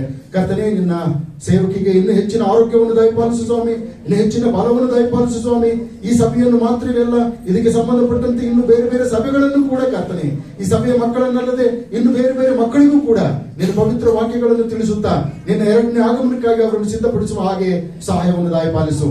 ದೆಬೋರಳು ಎದ್ದೇಳದ ಹೊರತು ಇಸ್ರಾಯೇಲರು ಮಲಗಿದರು ಎಂಬುದಾಗಿ ನಿನ್ನ ವಾಕ್ಯದಲ್ಲಿ ನಾವು ನೋಡುತ್ತೇವಲ್ಲ, ಅದೇ ರೀತಿಯಿಂದ ಕರ್ತನೆ, ದೆಬೋರಳು ಹಾಗೆ ನಿನ್ನ ಮಗಳನ್ನು ಎಬ್ಬಿಸುವುದರ ಮೂಲಕವಾಗಿ ನಮ್ಮ ಗ್ರಾಮಗಳನ್ನ, ನಮ್ಮ ಸಭೆಗಳನ್ನ ನೀನು ಉಜ್ಜೀವನಗೊಳಿಸ್ತಾ ಇದ್ದಿ, ಅದಕ್ಕಾಗಿ ನಿನಗೆ ವಂದನೆಗಳನ್ನು ಸಲ್ಲಿಸುತ್ತೇವೆ. ಅವ್ರ ಮೂಲಕವಾಗಿ ನಡೆಯುತ್ತಾ ಇರುವಂತ ಎಲ್ಲ ಸೇವೆಗಳನ್ನ ನೀನು ತಾನೇ ಆಶೀರ್ವಾದ ಮಾಡು ಸ್ವಾಮಿ. ಮತ್ತೊಂದು ಆವೃತ್ತಿಯಲ್ಲಿ ಸೇರಿ ಬಂದಿರತಕ್ಕಂಥ ಎಲ್ಲ ನಿನ್ನ ಮಕ್ಕಳಿಗಾಗಿ ವಂದನೆ ಸಲ್ಲಿಸುತ್ತೇವೆ. ಅನಾರೋಗ್ಯದಲ್ಲಿರ್ತಕ್ಕಂಥ ಸಹೋದರಿ ಇಂದ್ರ ಅವರನ್ನು ಕೂಡ ನಾವು ಜ್ಞಾಪಕ ಮಾಡಿಕೊಳ್ತಾ ಇದ್ದೇವೆ ಸ್ವಾಮಿ. BP ವೇರಿಯೇಷನ್ ಆಗಿ ಮೂಗಿನಿಂದ ರಕ್ತ ಸೋರಿಸಿಕೊಂಡು ತೊಂದರೆ ಪಡ್ತಾ ಇರತಕ್ಕಂಥ ಆ ಮಗಳನ್ನ ನಿನ್ನ ಕರುಣೆಯ ಹಸ್ತದಿಂದ ಮುಟ್ಟಿ ಸ್ವಸ್ಥಪಡಿಸಬಹುದಾಗಿ ನಾವು ಬೇಡಿಕೊಳ್ತಾ ಇದ್ದೇವೆ. ಹೀಗೆ ನಮಗೆ ಗೊತ್ತಿಲ್ಲದ ಹಾಗೆ ಯಾರೆಲ್ಲ ತೊಂದರೆಗಳನ್ನು ಅನುಭವಿಸ್ತಾ ಇದ್ದಾರೋ ಈ ದಿನ ಅವರೆಲ್ಲರೂ ಆಶೀರ್ವದಿಸಲ್ಪಡುವಂತೆ ಸಹಾಯ ಮಾಡು. ವಾಕ್ಯ ಭಾಗವನ್ನ ನಿನ್ನ ಪವಿತ್ರ ಹಸ್ತಗಳಲ್ಲಿ ಒಪ್ಪಿಸಿಕೊಡ್ತಾ ಇದ್ದೀವಿ ಸ್ವಾಮಿ. ಪರಿಶುದ್ಧಾತ್ಮ ದೇವರೇ, ನಿನ್ನ ವಾಕ್ಯಗಳು ಸ್ವಾಮಿ, ನಿನ್ನ ಆತ್ಮನ ಸಹಾಯದಿಂದ ನಾವೆಲ್ಲರೂ ಧ್ಯಾನಿಸುವಾಗ ಅದರಿಂದ ಪ್ರಯೋಜನವನ್ನು ಪಡೆದುಕೊಳ್ಳುವಂತೆ ಕೃಪೆಯನ್ನು ದಯಪಾಲಿಸು. ಪ್ರಾರ್ಥನೆ ಕೇಳಿದ್ದಕ್ಕಾಗಿ ಸ್ತೋತ್ರ. ಯೇಸು ಕ್ರಿಸ್ತನ ಹೆಸರಿನಲ್ಲಿ ಪ್ರಾರ್ಥನೆಯನ್ನು ದೀನತೆಯಿಂದ ಬೇಡಿ ಹೊಂದಿದ್ದೇವೆ ನಮ್ಮ ತಂದೆಯೇ. Price the lord. ಮೊಟ್ಟ ಮೊದಲನೇದಾಗಿ ನಿನ್ನಂತೆಯೇ ನಿನ್ನ ನೆರೆಯವನನ್ನು ಪ್ರೀತಿಸು ಎಂಬುದಾಗಿ ಹೇಳಿದಂತ ಯೇಸು ಕ್ರಿಸ್ತನ ನಾಮದಲ್ಲಿ ತಂದೆಯಾದ ದೇವರಿಗೆ ನಾನು ಕೋಟಿ ಕೋಟಿ ಸ್ತೋತ್ರಗಳನ್ನು ಸಲ್ಲಿಸುವಂತವನಾಗಿದ್ದೇನೆ. ಎರಡನೇದಾಗಿ, ಈ ದಿವಸ ನಿಮ್ಮೆಲ್ಲರ ಸಮ್ಮುಖದಲ್ಲಿ ಕರ್ತನ ಸೇವೆ ಮಾಡುವುದಕ್ಕಾಗಿ ಒಂದು ಅವಕಾಶವನ್ನು ಮಾಡಿಕೊಟ್ಟಂತ ಪಾಸ್ಟರ್ ಅವರಿಗೂ, ಸಭಾಪಾಲಕರಿಗೂ ಮತ್ತು ಅದೇ ರೀತಿಯ ಸಭಾಪಾಲನ ಸಮಿತಿಯ ಎಲ್ಲ ಸದಸ್ಯರಿಗೂ ನಾನು ಪ್ರೀತಿಯಿಂದ ವಂದಿಸುವಂತವನಾಗಿದ್ದೇನೆ. ಮೂರನೇದಾಗಿ, ಕೂಡಿ ಬಂದಿರತಕ್ಕಂಥ ನಿಮ್ಮೆಲ್ಲರಿಗೂ, ಚಿಕ್ಕವರು ಮೊದಲುಗೊಂಡು ದೊಡ್ಡವರ ತನಕ ಪ್ರತಿಯೊಬ್ಬೊಬ್ಬರಿಗೂ ನಾನು ಕರ್ತನಾದ ಯೇಸು ಕ್ರಿಸ್ತನ ನಾಮದಲ್ಲಿ ಶುಭಗಳನ್ನ ಹಾರೈಸುವಂತವನಾಗಿದ್ದೇನೆ. Praise the Lord, praise the Lord, praise the Lord. ಒಬ್ಬ ಕ್ರೈಸ್ತ ವ್ಯಕ್ತಿ 25-30 ಸಾವಿರ ಜನಸಂಖ್ಯೆ ಇರತಕ್ಕಂತ ಪಟ್ಟಣದಲ್ಲಿ, ಚಿಕ್ಕದೊಂದು ಪಟ್ಟಣದಲ್ಲಿ ಒಂದು ಏನಂತಾರೆ ಸಲೂನ್, ಕಟಿಂಗ್ ಸಲೂನ್, ಕೂದಲು ಕತ್ತರಿಸತಕ್ಕಂಥ ಒಂದು ಅಂಗಡಿಯನ್ನು ಪ್ರಾರಂಭ ಮಾಡಿದ. ಕ್ರೈಸ್ತ ವ್ಯಕ್ತಿ, ಬಹಳ ವಿಶ್ವಾಸದಲ್ಲಿದ್ದಂತ ಒಬ್ಬ ವ್ಯಕ್ತಿ. ಹಾಗೆ ದಿವಸಗಳು ಗತಿಸ ಹೋಗ್ತಾ ಇದ್ದವು. ಆ ಊರಿನಲ್ಲಿ ಯಹೂದ್ಯರ ರಫಿಗಳಿದ್ರು. ಆ ಊರಿನಲ್ಲಿ ಅದೇ ಸಂದರ್ಭದಲ್ಲಿ ಕ್ಯಾಥಲಿಕ್ ಪ್ರೀಸ್ಟ್ಸ್ಗಳು ಕೂಡ ಇದ್ರು. ಹಾಗೆಯೇ ಕೆಲವು ಬೇರೆ ಬೇರೆ ಸಭೆಗಳ ರೆವರೆಂಡ್ಸ್ಗಳು ಕೇಳಿದ್ರಲ್ಲ, ರೆವರೆಂಡ್ಸ್ ಅಂತೇಳಿ. ನಮ್ಮ ಪಾಸ್ಟರ್ನವರಿಗೂ ಕೂಡ ರೆವರೆಂಡ್ ಅಂತಾರೆ, ನನಗೂ ಕೂಡ ರೆವರೆಂಡ್ ಅಂತಾರೆ, ಜೇಕಬ್ ಫ್ರಾನ್ಸಿಸ್ ಅಯ್ಯವರಿಗೂ ಕೂಡ ರೆವರೆಂಡ್ ಅಂತಾರೆ, ಘನ ಹೊಂದಿದಂತ ಸೇವಕರು ಎಂಬುದಾಗಿ ಇವರೆಲ್ಲರೂ ಇದ್ದರು. ಹಾಗೆ ಒಂದು ದಿವಸ ಅವರ ಸಲೂನ್ಗೆ ಈ ಜೀವಿಶ್ ರಬ್ಬಿ ಬರ್ತಾನೆ. ಜೀವಿಶ್ ರಬ್ಬಿ ಬಂದು ಕೂದಲು ಕಟ್ ಮಾಡಿಸ್ಕೊಳ್ತಾನೆ. ಕೂದಲು ಕಟ್ ಮಾಡಿಸ್ಕೊಂಡಾದ್ಮೇಲೆ ಅವರು ಹಣ ಕೊಡೋದಕ್ಕೆ ಹೋಗ್ತಾರೆ. ಯಾರಿಗೆ? ಆ ಬಾರ್ಬರಿಗೆ. ಅವರು ಹಣ ತೆಗೆದುಕೊಳ್ಳೋದಕ್ಕಾಗಿ ನಿರಾಕರಣೆ ಮಾಡ್ತಾರೆ. ನಾನು ಜೀವಿಶ್ ರಬ್ಬಿಗಳಿಂದ ಹಣ ತಗೊಳ್ಳಂಗಿಲ್ಲ ಸರ್ ಅಂತ. ಸೊ ಅವರಿಗೆ ಸಂತೋಷ ಆಗ್ತದೆ, ಸೇವಕರ ವಿಷಯದಲ್ಲಿ ಎಷ್ಟೊಂದು ಗೌರವ ಇದೆಯಲ್ಲ ಇವರಿಗೆ ಅಂತೇಳಿ ಅವ್ರು ಹಾಗೆ ಹೋಗ್ತಾರೆ. ಮರು ದಿವಸ ಬೆಳಗ್ಗೆ ಇವ್ರ ಅಂಗಡಿ ಓಪನ್ ಮಾಡುವಾಗ ನೋಡ್ತಾರೆ, ಅವ್ರ ಅಂಗಡಿ ಮುಂದೆ ಒಂದು ಬೆಂಚ್ ಇರ್ತದೆ. ಆ ಬೆಂಚ್ ಮೇಲೆ ವೀಟ್ ಬ್ರೆಡ್ಸ್ಗಳದ್ದು ಒಂದು ಬಾಸ್ಕೆಟ್ ಇಟ್ಟಿರ್ತಾರೆ. ಅವ್ರಿಗೆ ಆಶ್ಚರ್ಯ ಆಗ್ತದೆ, ಯಾರೋ ಇಟ್ಟಿದ್ದಿರಬಹುದು ಅಂತ ಹೇಳಿ ತಿಳ್ಕೊಳ್ತಾರೆ. ಬಟ್ ಅದು ಇಟ್ಟಿದ್ದವ್ರು ಯಾರು? ಆ ಜೀವಿಸ್ ರಬ್ಬಿ. ಅವ್ರು ಸಂತೋಷದಿಂದ ಸ್ವೀಕಾರ ಮಾಡಿಕೊಳ್ತಾರೆ, ಅದು ಉಪಯೋಗ ತಗೊಳ್ತಾರೆ. ಹಾಗೆ ಕೆಲವು ದಿವಸಗಳಾದ್ಮೇಲೆ ಅಲ್ಲಿ ಒಬ್ಬ ಕ್ಯಾಥಲಿಕ್ ಪ್ರೀಸ್ಟ್ ಬರ್ತಾನೆ. ಕ್ಯಾಥಲಿಕ್ ಪ್ರೀಸ್ಟ್ ಬಂದು ಅವರು ಕೂಡ ಕೂದಲು ಕಟ್ ಮಾಡಿಸ್ಕೊಳ್ತಾರೆ. ಅವರು ಕೂಡ ಹಣ ತೆಗೆದುಕೊಳ್ಳೋದಕ್ಕೆ ಹೋದಾಗ ಅವರು ಹಣ ತೆಗೆದುಕೊಳ್ಳೋದಕ್ಕೆ ನಿರಾಕರಿಸ್ತಾರೆ. ನಿರಾಕರಿಸಿ ಹೇಳ್ತಾರೆ, ಸರ್ ನಾನು ಕ್ಯಾಥಲಿಕ್ ಪ್ರೀಸ್ಟ್ಗಳಿಂದ ಹಣ ತಗೊಳ್ಳಂಗಿಲ್ಲ ಅಂತಾರೆ. ತುಂಬಾ ಖುಷಿ ಆಗ್ತದೆ ಅವ್ರಿಗೆ. ಅವ್ರು ಹೋಗ್ಬಿಡ್ತಾರೆ. ಹಾಗೆ ಮರುದಿವಸ ಮುಂಜಾನೆ ಮತ್ತೆ ಅದೇ ಆ ಸಲೂನ್ ಬೆಂಚ್ ಮುಂದೆ ಶೇವಿಂಗ್ ಕ್ರೀಮ್ಗಳದು ದೊಡ್ಡದೊಂದು ಟ್ಯೂಬ್ಗಳದ್ದು ಬಾಸ್ಕೆಟ್ ಇರ್ತದೆ. ಅದರಲ್ಲಿ ಶೇವಿಂಗ್ ಕ್ರೀಮು, ಶೇವಿಂಗು, ಸೋಪು ಮತ್ತು ಶೇವಿಂಗ್ ಸಂಬಂಧಪಟ್ಟಂತ ಎಲ್ಲ ಅದರಲ್ಲಿ ಇರ್ತಾರೆ. ತುಂಬಾ ಖುಷಿ ಆಗ್ತದೆ ಅವರಿಗೆ. ಮೋಸ್ಟ್ಲಿ ಈ ಪ್ರೀಸ್ಟ್ ಇಟ್ಟಿದ್ದಿರಬಹುದು ಅಂತ ಹೇಳಂತಾರೆ. ಹಾಗೆ ಸ್ವಲ್ಪ ದಿವಸಗಳಾದ್ಮೇಲೆ ಅಲ್ಲಿಗೊಬ್ಬರು ರೆವರೆಂಡ್ ಬರ್ತಾರೆ. ರೆವರೆಂಡ್ ಬಂದು ಕೂದಲು ಕಟ್ ಮಾಡಿಸ್ಕೊಳ್ತಾರೆ. ಅವರು ಕೂಡ ಹಣ ಕೊಡೋದಕ್ಕಾಗಿ ಹೋಗ್ತಾರೆ. ಹಣ ಕೊಡೋದಕ್ಕಾಗಿ ಹೋದಾಗ ಆ ಬಾರ್ಬರ್ ತೆಗೆದುಕೊಳ್ಳೋದಕ್ಕಾಗಿ ನಿರಾಕರಿಸ್ತಾರೆ. ಸರ್ ನಾನು ಹಣ ತಗೊಳಂಗಿಲ್ಲ, ನೀವು ರೆವರೆಂಡ್ ಅಲ್ಲ, ಐ ಲವ್ ರೆವರೆಂಡ್ಸ್. ಅವ್ರು ತುಂಬಾ ಖುಷಿ ಆಗ್ತದೆ. ಅವ್ರು ಹೋಗ್ಬಿಡ್ತಾರೆ ಹಣ ಕೊಡ್ಲಾರ್ದೆ. ಮರುದಿವಸ ನೋಡ್ತಾನೆ ಆ ಬಾರ್ಬರು ಅದೇ ಬೆಂಚ್ ಮೇಲೆ ಸುಮಾರು 10 ಜನ ರೆವರೆಂಡ್ಸ್ಗಳು ಕೂತಿದ್ದಾರೆ. ಅವನಿಗೆ ಆಶ್ಚರ್ಯ ಆಗ್ಬಿಡ್ತಾರೆ. So he astonished. What reverend, what is this ಅಂತ ಹೇಳುತ್ತಾನೆ. ಅವಾಗ ಅವ್ರು ಹೇಳ್ತಾರೆ, ದೇವರ ವಾಕ್ಯದಲ್ಲಿ ಒಂದು ಮಾತಿದೆಯಲ್ಲ, ನಿನ್ನಂತೆ ನಿನ್ನ ನೆರೆಯವನನ್ನು ಪ್ರೀತಿಸಬೇಕು. ಇವರೆಲ್ಲ ನನ್ನ ನೆರೆಯವರು, ಇವರನ್ನು ನಾನು ಪ್ರೀತಿ ಮಾಡ್ತೇನೆ, ಹಾಗೆ ನೀನು ಪ್ರೀತಿ ಮಾಡಬೇಕು. ಅವನು ಸುಸ್ತಾಗಿ ಬೀಳೋದಂತೆ ಬಾಕಿ. ಈ ವಾಕ್ಯವನ್ನ ಬಹಳ ಜನ ಎಷ್ಟು ತಪ್ಪಾಗಿ ಅರ್ಥ ಮಾಡ್ಕೊಂಡಿದ್ದಾರೆ ನೋಡಿ. ಬಹಳಷ್ಟು ಜನ ದುರುಪಯೋಗ ಪಡಿಸಿಕೊಳ್ತಕ್ಕಂಥವರಾಗಿದ್ದಾರೆ. ಹೇಗೂ ಪ್ರಿಯರೇ, ಈ ಸಂದರ್ಭದಲ್ಲಿ ನಾವು ಉಚಿತವಾದದ್ದನ್ನು ಯಾರಾದರೂ ಕೊಡ್ತಾರೆ ಅಂತ ಹೇಳುವಾಗ ನನಗೂ ಬೇಕು, ನನ್ನ ಮಕ್ಕಳಿಗೂ ಬೇಕು, ನನ್ನ ಅಮ್ಮತ್ತಿಗೂ ಬೇಕು, ನನ್ನ ತಮ್ಮಂದಿರಿಗೂ ಬೇಕು ಅಂತೇಳಿ ಅಪೇಕ್ಷೆ ಪಡಕ್ಕೆ ಹೋಗ್ಬೇಡ್ರಿ. ದೇವರು ನಿನ್ನ ನೆರೆಯವನನ್ನು ನಿನ್ನಂತೆ ಪ್ರೀತಿಸಿರಿ ಎಂಬುದಾಗಿ ಹೇಳುವಾಗ ಖಂಡಿತವಾಗಿಯೂ ಕೂಡ ಇದರಲ್ಲಿ ಒಂದು ರಹಸ್ಯ ಅಡಗಿರುವಂತದ್ದಾಗಿದೆ. ಇವತ್ತು ಅನೇಕ ಉದ್ಯೋಗಪತಿಗಳಿದ್ದಾರೆ, ಅನೇಕ ಶ್ರೀಮಂತಗಳಿದ್ದಾರೆ, ಅನೇಕ NGOಗಳಿವೆ, ನಾನ್ ಗೌರ್ಮೆಂಟ್ ಆರ್ಗನೈಸೇಷನ್ಸ್ಗಳು, ಸರ್ಕಾರದವರಿದ್ದಾರೆ. ಇವರೆಲ್ಲರೂ ಕೂಡ ಕೆಲವು ಸಾಮಾನ್ಯ ವರ್ಗದವರಿಗೆ, ಬಡ ಜನರಿಗೆ ಕೆಲವು ಡೆವಲಪ್ಮೆಂಟ್ ವರ್ಕ್ಸ್ ಗಳನ್ನು ಹಮ್ಮಿಕೊಂಡಿರ್ತಾರೆ. ಇಂಥ ಡೆವಲಪ್ಮೆಂಟ್ ವರ್ಕ್ಸ್ ಗಳನ್ನು ಹಮ್ಮಿಕೊಂಡಿದ್ದಾಗ ಅಥವಾ ಪ್ರಯೋಜನಕಾರಿಯಾಗಿರ್ತಕ್ಕಂಥ ಕೆಲವು ಸ್ಕೀಮ್ಗಳನ್ನು ಏರ್ಪಡಿಸಿದಾಗ ನಿಮಗೆ ಆ ವಿಷಯ ಗೊತ್ತಾಗ್ತದಲ್ಲ, ಆ ವಿಷಯ ಗೊತ್ತಾದಾಗ ಇಮಿಡಿಯೇಟ್ ಆಗಿ ಇದನ್ನು ಇನ್ನೊಬ್ಬರಿಗೆ ತಿಳಿಸಿರಿ, ಇನ್ನೊಬ್ರು ಆ ಪ್ರಯೋಜನವನ್ನು ಪಡೆದುಕೊಳ್ಳುವಂತೆ ಮಾಡ್ರಿ. ಆಗ ಅದು ನಿಮ್ಮ ನೆರೆಯವರನ್ನು ನಿಮ್ಮಂತೆ ಪ್ರೀತಿಸಿದ್ದಕ್ಕೆ ಒಂದು ಸಾದೃಶ್ಯವಾಗಿರುವಂತದ್ದಾಗಿದೆ. ಹೇಗೂ ಕರ್ತನಲ್ಲಿ ಪ್ರಿಯ ದೇವರ ಮಕ್ಕಳೇ, ಸತ್ಯವೇದದಲ್ಲಿ ಒಂದು ಗೋಲ್ಡನ್ ರೂಲ್ ಇದೆ, ಸುವರ್ಣ ವಿಧಿ ಅಂತ ಹೇಳಿ ಕರೀತೀವಿ ಅದಕ್ಕೆ. ಮತ್ತಾಯಿ ಬರೆದ ಸುವಾರ್ತೆ 12ನೇ ಅಧ್ಯಾಯದ 7ನೇ ವಚನದಲ್ಲಿ, gospel according to saint Matthew chapter 12 verse 7. ಯಾರಾದ್ರೂ ಓದ್ತೀರಾ? ಕರುಣೆಯಬೇಕೆಂಬ ಅರ್ಥವನ್ನು ನೀವು ತಿಳಿದಿದ್ದರೆ, ಮ್ಯಾಥ್ಯೂ 7 ವರ್ಸ್ 12 ಓದಿ. ಒಂದು ನಿಮಿಷ 12 7:12 ಅದನ್ನ ಹೇಳಿದೆ. ಅಂತೂ ಜನರು ನಿಮಗೆ ಏನೇನು ಮಾಡಬೇಕೆಂದು ಅಪೇಕ್ಷಿಸುತ್ತೀರೋ ಅದನ್ನೇ ನೀವು ಅವರಿಗೆ ಮಾಡಿರಿ. ಇದೇ ಧರ್ಮಶಾಸ್ತ್ರದ ಮಾತು, ಇದೇ ಧರ್ಮಶಾಸ್ತ್ರದ ಮತ್ತು ಪ್ರವಾದಿಗಳ ತಾತ್ಪರ್ಯ. ಕರ್ತನಾದ ಯೇಸು ಕ್ರಿಸ್ತನು ಈ ಒಂದು ಸುವರ್ಣ ವಿಧಿ, ಗೋಲ್ಡನ್ ರೂಲ್ ತಿಳಿಸುವುದರ ಮೂಲಕವಾಗಿ ಅದುವೇ ಧರ್ಮಶಾಸ್ತ್ರದ ಮತ್ತು ಪ್ರವಾದಿಗಳ ತಾತ್ಪರ್ಯ ಎಂಬುದಾಗಿ ತಿಳಿಸ್ತಾ ಇದ್ದಾನೆ. ನಾನು ಇನ್ನೊಬ್ಬರಿಂದ ಏನಾದರೂ ಅಪೇಕ್ಷಿಸುವಾಗ ನಾನು ಮೊದಲು ಅವರಿಗೆ ಅದನ್ನು ಮಾಡುವ ಎಂಬುದಾಗಿ ತಿಳಿಸ್ತಾ ಇದ್ದಾನೆ. ಈ ಉದಾಹರಣೆಗಾಗಿ ನನ್ನ ಎದುರುಗಡೆ ನಮ್ಮ ಕೋವರ್ಕರ್ ಒಬ್ಬರು ಬರ್ತಾ ಇದ್ದಾರೆ ಅಂತ ಅಂದ್ಕೊಳ್ಳೋಣ. ಪದವಿಯಲ್ಲಿ ಸ್ವಲ್ಪ ಕಡಿಮೆ ಇದ್ದಂತವ್ರು ಅವರು ಅಂತ ಅನ್ಕೊಳ್ಳೋಣ. ಯಾಕಂದ್ರೆ ಕ್ರೈಸ್ತ ಒಂದು ಸಂಸ್ಥೆಗಳಲ್ಲಿ ದೊಡ್ಡ ದೊಡ್ಡ ಪೋಸ್ಟ್ಗಳೆಲ್ಲ ಇರ್ತಾವಲ್ಲ, ನೆಟ್ವರ್ಕ್ ಚೇರ್ಮನ್ ಅಂತೆ, ಡೈರೆಕ್ಟರ್ ಅಂತೆ, ಎಕ್ಸಿಕ್ಯೂಟಿವ್ ಡೈರೆಕ್ಟರ್ ಅಂತೆ, ರೀಜನಲ್ ಡೈರೆಕ್ಟರ್ ಅಂತೆ, ರೀಜನಲ್ ಕೋಆರ್ಡಿನೇಟರ್ಸ್ ಗಳಂತೆ, ಡಾಕ್ಟರ್ಸ್ ಗಳಂತೆ, ರೆವರೆಂಟ್ಸ್ ಗಳಂತೆ, ಈ ತರ ಒಳ್ಳೊಳ್ಳೆ ಪದವಿಗಳಲ್ಲಿ ಇರ್ತಕ್ಕಂಥವ್ರು ಇರ್ತಾರೆ. ಆದ್ರೆ ಅವ್ರ ಜೊತೆಯಲ್ಲಿ ಕೆಲಸ ಮಾಡ್ತಕ್ಕಂಥವ್ರು ಸ್ವಲ್ಪ ಕೆಳಗಿನ ಸ್ಥಾನದಲ್ಲಿ ಇದ್ದಂಥವ್ರು ಇರ್ತಾರೆ.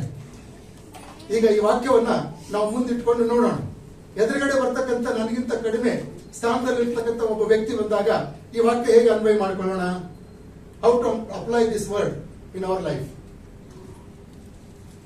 ಅಂತೂ ಜನರು ನಿಮ್ಮಿಂದ, ನೀವು ಜನರಿಂದ ಏನೇನು ಅಪೇಕ್ಷಿಸುತ್ತೀರೋ, ಅಂತೂ ಜನರು ನಿಮಗೆ ಏನೇನು ಮಾಡಬೇಕೆಂದು ಅಪೇಕ್ಷಿಸುತ್ತೀರೋ ಅದನ್ನೇ ನೀವು ಅವರಿಗೆ ಮಾಡಿರಿ. ಏನ್ ಮಾಡ್ತೀರಾ? ಬಹಳ ಜನ ಹಾಗೆ ಮಾಡಂಗಿಲ್ಲ. ಇವನ್ ದೊಡ್ಡ ದೊಡ್ಡ ರೆಫರೆನ್ಸ್ ಗಳಿರ್ಬೋದು, ಡೈರೆಕ್ಟ್ಸ್ ಗಳಿರ್ಬೋದು, ಕೆಳಗಿನ ಸ್ಥಾನದಲ್ಲಿ ಇದ್ದಂತವ್ರು ಅವರೇ ನನಗೆ ಮಾಡ್ಲಿ, ನಾನ್ಯಾಕೆ ಮಾಡ್ಲಿ ಅಂತ ಹೇಳ್ತಾರೆ. ಅಂತ ಎಷ್ಟೋ ಜನರನ್ನ ನಾವು ಕಂಡಿದ್ದೇವೆ ಪ್ರಿಯರೇ. ಗೋಲ್ಡನ್ ರೂಲ್ ಏನ್ ಹೇಳ್ತದೆ? ಇದಕ್ಕೆ ನಾನು ಒಬ್ಬೆಯಾಗಿದ್ದೇನೆ. ನನಗಿಂತ ಕೆಳಗಿನವರು ಇರಲಿ, ಮೇಲಿನವರು ಇರಲಿ, ನಾನು ಕಂಡ ತಕ್ಷಣ ಪ್ರೇಸ್ ದ ಲಾರ್ಡ್ ಹೇಳ್ಬಿಡ್ತೀನಿ ಅವ್ರಿಗೆ. ಇವನ್ ಫೋನ್ ಮಾಡಿದ್ರು ಕೂಡ ಅವ್ರಿಗೆ ಪ್ರೇಸ್ ದ ಲಾರ್ಡ್ ಹೇಳ್ಬಿಡ್ತೀನಿ ನಾವು. ಎನಿಹೋ, ಕರ್ತನಲ್ಲಿ ಪ್ರಿಯರೇ, ಪ್ರೇಸ್ ದ ಲಾರ್ಡ್ ಅಂದ್ರೆ ಅರ್ಥ ಏನು ಗೊತ್ತಾ? ನಿಮ್ಮೊಳಗೆ ಒಬ್ಬ ಕರ್ತನಿದ್ದಾನೆ, ನಮ್ಮೊಳಗೂ ಒಬ್ಬ ಕರ್ತನಿದ್ದಾನೆ. ಕ್ರಿಶ್ಚಿಯನ್ಸ್ ಅಂದ್ರೆ ಏನು? ಕ್ರೈಸ್ಟ್ ಇನ್ ಆ ಪರ್ಸನ್ ಅಂತ. ಒಬ್ಬ ವ್ಯಕ್ತಿಯಲ್ಲಿ ಕ್ರಿಸ್ತನು ಇದ್ದಾನೆ ಎಂಬುದಾಗಿ. ಹಾಗಾಗಿ ಒಬ್ಬ ವ್ಯಕ್ತಿಯಲ್ಲಿ ಕ್ರಿಸ್ತನು ಇದ್ದಾನೆ ಅಂತ ಹೇಳಿದ ಮೇಲೆ ನೀವು ಯಾರಿಗಾದ್ರೂ ಪ್ರೇಸ್ ದ ಲಾರ್ಡ್ ಅಂತ ಹೇಳುವಾಗ ಆ ವ್ಯಕ್ತಿಗೆ ಹೇಳ್ತಾ ಇಲ್ಲ, ಆ ವ್ಯಕ್ತಿಯಲ್ಲಿ ಇರ್ತಕ್ಕಂಥ ಕ್ರಿಸ್ತನಿಗೆ ಹೇಳ್ತಾ ಇದ್ದೀರಾ. ಹಲ್ಲೆಲೂಯಾ. ಈ ವಿಷಯ ಯಾರಿಗೂ ಗೊತ್ತಿಲ್ವೋ ಅವರು ಎದುರುಗಡೆ ಇರ್ತಕ್ಕಂಥ ವ್ಯಕ್ತಿಯ ಕ್ರಿಸ್ತನಿಗೆ ಅವಮಾನ ಮಾಡುವಂತವರಾಗಿದ್ದಾರೆ. ದಿ ಗೋಲ್ಡನ್ ರೂಲ್ ನಾವು ತಿಳ್ಕೊಳ್ಬೇಕಾದಂತ ಒಂದು ಸತ್ಯ.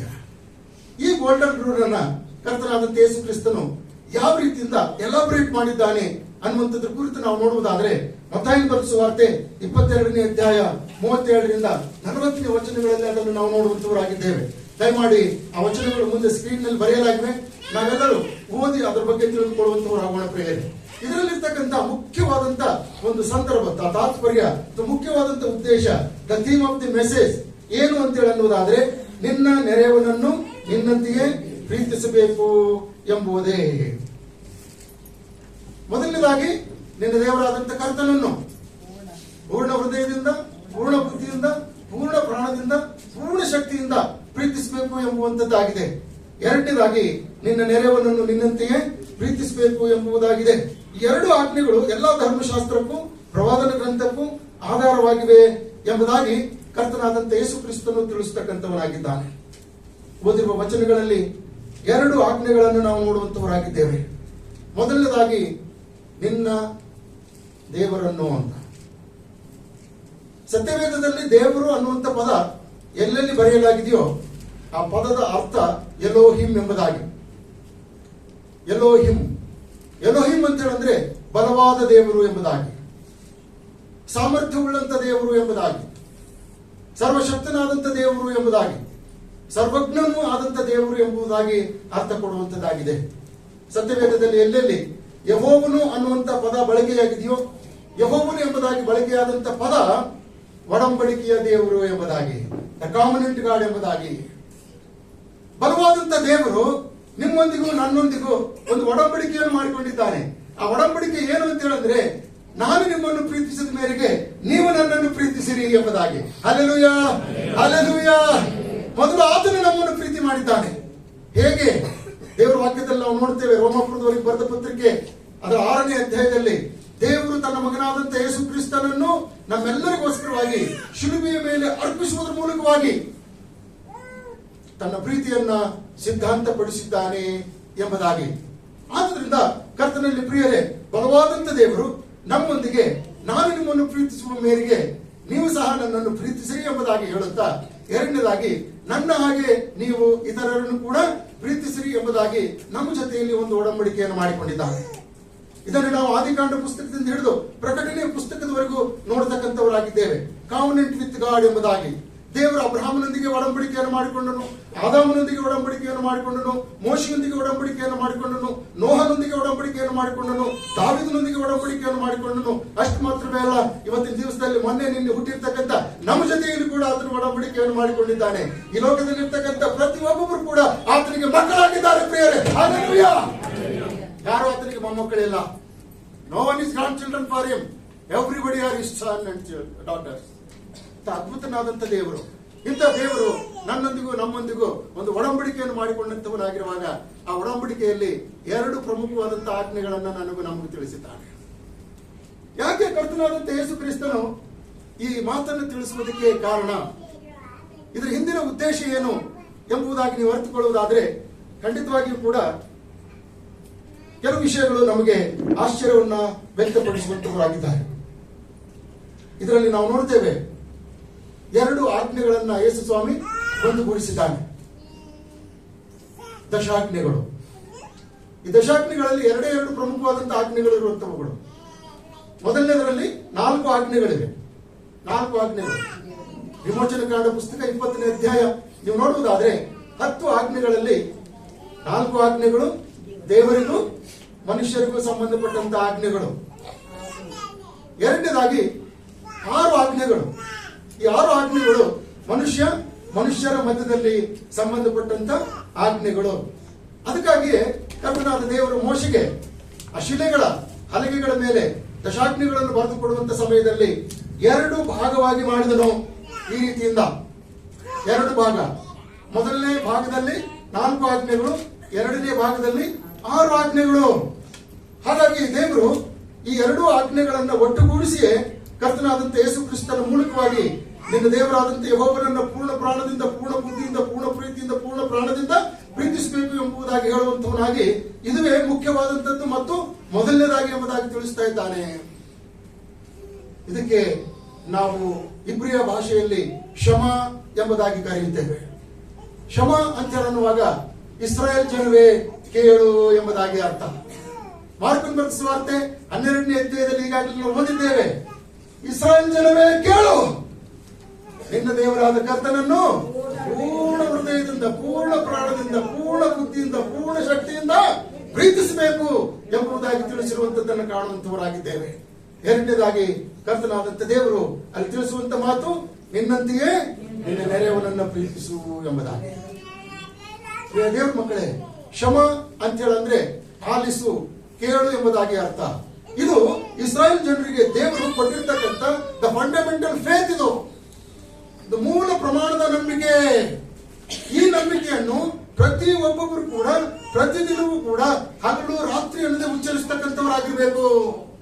ಕರ್ತನಾದಂತ ಯೆಹೋವನೇ, ನಿನ್ನನ್ನು ನಾನು ಪೂರ್ಣ ಹೃದಯದಿಂದ, ಪೂರ್ಣ ಪ್ರಾಣದಿಂದ, ಪೂರ್ಣ ಬುದ್ಧಿಯಿಂದ, ಪೂರ್ಣ ಶಕ್ತಿಯಿಂದ ಪ್ರೀತಿಸುತ್ತೇನೆ ಎಂಬುದಾಗಿ they should declare day and night. ಅದಕ್ಕೆ ಯಾವುದೇ ಕೂಡ ಏನಂತಾರೆ, ಆಪ್ಷನ್ಸ್ ಇಲ್ಲ. ನಾನು ಬಿಡ್ತೀನಿ ಮಾಡ್ತೀನಿ ಅನ್ನಂಗಿಲ್ಲ, ನೀನು ಹೇಳಲೇಬೇಕು. ಅದರ ಜೊತೆಯಲ್ಲಿಯೇ ಕರ್ತನಾದಂತ ಯೇಸು ಕ್ರಿಸ್ತನ ಅವರಿಗೆ 2ನೇ ಆಜ್ಞೆಯನ್ನು ಕೊಡ್ತಾ ಇದ್ದಾನೆ. 2ನೇ ಆಜ್ಞೆ ಯಾವುದು? ನಿನ್ನಂತೆ ನಿನ್ನ ನೆರೆಯವನನ್ನು ಪ್ರೀತಿಸಬೇಕು ಎಂಬುದಾಗಿ. ಯಾಜಕ ಕಾಂಡ ಪುಸ್ತಕ 19ನೇ ಅಧ್ಯಾಯದ 18ನೇ ವಚನದಲ್ಲಿ ಈ ಸತ್ಯವನ್ನು ನಾವು ನೋಡುವಂತವರಾಗಿದ್ದೇವೆ. ದಯಮಾಡಿ ಯಾಜಕ ಕಾಂಡ ಪುಸ್ತಕ 19ನೇ ಅಧ್ಯಾಯದ 18ನೇ ವಚನವನ್ನು ನೋಡ್ರಿ. ನಿಮ್ಮ ಸ್ವಜನರಲ್ಲಿ ಯಾರಿಗಾದರೂ ಕೇಡಿಗೆ ಕೇಡನ್ನು ಮಾಡದೆ ಮನಸ್ಸಿನಲ್ಲಿ ಮತ್ಸರವನ್ನು ಇಟ್ಟುಕೊಳ್ಳದೆ ನಿಮ್ಮ ನೆರೆಯವರನ್ನು ನಿಮ್ಮಂತೆಯೇ ಪ್ರೀತಿಸಬೇಕು. ನಾನು ಯೆಹೋವನು ನಿಮ್ಮೊಂದಿಗೆ ಒಡಂಬಡಿಕೆಯನ್ನು ಮಾಡಿಕೊಂಡಿದ್ದೇನೆ. ನೀವು ನನ್ನನ್ನು ಪ್ರೀತಿಸಿದ ಮೇರೆಗೆ ನೀವು ನಿಮ್ಮ ನೆರೆಯವರನ್ನ ಪ್ರೀತಿಸಬೇಕು ಎಂಬುದಾಗಿ ತಿಳಿಸಿರ್ತಕ್ಕಂಥ ಮಾತನ್ನ ನಾವು ನೋಡುವಂತವರಾಗಿದ್ದೇವೆ. ಆದ್ದರಿಂದ ಕರ್ತನಲ್ಲಿ ಪ್ರಿಯ ದೇವರ ಮಕ್ಕಳೇ, ಕರ್ತನು ತಿಳಿಸಿರ್ತಕ್ಕಂಥ ಈ 2 ಆಜ್ಞೆಗಳು ಒಂದಕ್ಕೊಂದು ಬೆಸೆದುಕೊಂಡಂತವುಗಳಾಗಿವೆ. ಒಂದು ಇನ್ನೊಂದರಲ್ಲಿ ಸೇರಿಕೊಂಡಿರ್ತಕ್ಕಂಥದ್ದಾಗಿದೆ. ಒಂದು ಇನ್ನೊಂದರಿಂದ ಬೇರ್ಪಡಿಸುವುದಕ್ಕೆ ಸಾಧ್ಯವೇ ಇಲ್ಲ. We cannot separate each other. ಇವುಗಳನ್ನ ನಾವು ಬೇರ್ಪಡಿಸಿ ಇದು ಪ್ರತ್ಯೇಕವಾದಂತದ್ದೇ, ಇದು ಪ್ರತ್ಯೇಕವಾದಂತದ್ದೇ ಎಂಬುದಾಗಿ ಹೇಳುವುದಕ್ಕೆ ಸಾಧ್ಯವಿಲ್ಲ. ಯಾಕೆ ಅನ್ನುವುದಾದ್ರೆ, ಯಾವ ಕರ್ತನು ನಿಮ್ಮನ್ನು ನನ್ನನ್ನು ತನ್ನ ಸ್ವರೂಪದಲ್ಲಿ ತನ್ನ ಹೋಲಿಕೆಯಲ್ಲಿ ಉಂಟು ಮಾಡಿದ್ದಾನೋ ಅದೇ ದೇವರು ನಮ್ಮ ನೆರೆಯವರನ್ನು ಕೂಡ ತನ್ನ ಸ್ವರೂಪದಲ್ಲಿ ತನ್ನ ಹೋಲಿಕೆಯಲ್ಲಿ ಉಂಟು ಮಾಡಿದ್ದಾನೆ. ಹಲ್ಲೆಲೂಯಾ. ಯಾರಿಗೆ ಕಳ್ಳರು, ಸುಳ್ಳರು, ಮೋಸಗಾರರು, ವ್ಯಭಿಚಾರಿಗಳು, ಅತ್ಯಾಚಾರಿಗಳು, ದೋಚಿಕೊಳ್ಳತಕ್ಕಂಥವರು, ನಾನಾ ವಿಧವಾದಂತಹ ರೀತಿಯಿಂದ ದೂಷಣೆಗೆ ಒಳಗಾದಂತವರು ಎಂಬುದಾಗಿ ಅನ್ನುವುದಕ್ಕೆ ಸಾಧ್ಯವೇ ಇಲ್ಲ. ಕಾರಣ ಏನು? ಅವರು ಹಾಗಿದ್ದಾರೆ, ಆದ್ರೂ ಅನ್ನಬಾರದು. ಕಾರಣವೇನು? ದೇವರ ವಾಕ್ಯದಲ್ಲಿದೆ, ದೇವರು ಅವರ ಅಪರಾಧಗಳನ್ನು ಅವರ ಲೆಕ್ಕಕ್ಕೆ ಹಾಕದೆ, ದೇವರ ಅವರ ಅಪರಾಧಗಳನ್ನು ಅವರ ಲೆಕ್ಕಕ್ಕೆ ಹಾಕದೆ ಕ್ರಿಸ್ತನ ಮೇಲೆ ಹಾಕಿ, ಯಾರ ಮೇಲೆ ಹಾಕಿ? ಕ್ರಿಸ್ತನ ಮೇಲೆ ಹಾಕಿ ಅವರನ್ನು ತನ್ನೊಂದಿಗೆ ಸಮಾಧಾನ ಪಡಿಸಿಕೊಂಡಿದ್ದಾನೆ. Price the lord. ಎಂತ ಅದ್ಭುತವಾದಂತ ಸತ್ಯ.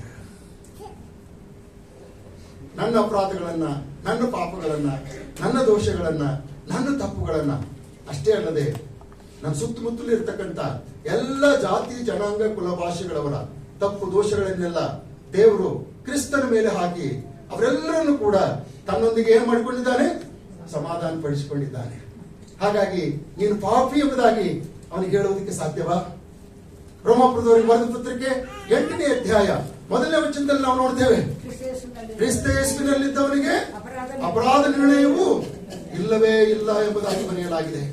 ಹಾಗಾಗಿ ಕರ್ತನಲ್ಲಿ ಪ್ರಿಯ ದೇವರ ಮಕ್ಕಳೇ, 19ನೇ ಕೀರ್ತನೆ 7ನೇ ವಚನದ 2ನೇ ಭಾಗದಲ್ಲಿ ನಾವು ನೋಡ್ತೇವೆ, ಯೆಹೋವನ ಕಟ್ಟಳೆ ಅಥವಾ ಶಾಸನಗಳು ನಂಬಿಕೆಗೆ ಯೋಗ್ಯವಾದದ್ದು, ಬುದ್ಧಿಹೀನರಿಗೆ ವಿವೇಕಪ್ರದವಾಗಿದೆ ಎಂಬುದಾಗಿ ಬರೆಯಲ್ಪಟ್ಟಿರ್ತಕ್ಕಂಥದ್ದನ್ನ ಗಮನಿಸುವಂತವರಾಗಿದ್ದೇವೆ. ಸಾವಿರಾರು ವರ್ಷಗಳಿಂದ ಯಹೂದ್ಯರಲ್ಲಿ ಅಥವಾ ಇಸ್ರಾಯೇಲ್ ಜನರಲ್ಲಿ ಒಂದು ಕ್ವಶನ್ ಇತ್ತು. ಏನ್ ಕ್ವಶನ್ ಅಂತ ಹೇಳಂತಂದ್ರೆ, ದೇವರು ಕೇವಲ ದಶಾಜ್ಞೆಗಳನ್ನು ಮಾತ್ರ ಕೊಡ್ಲಿಲ್ಲ.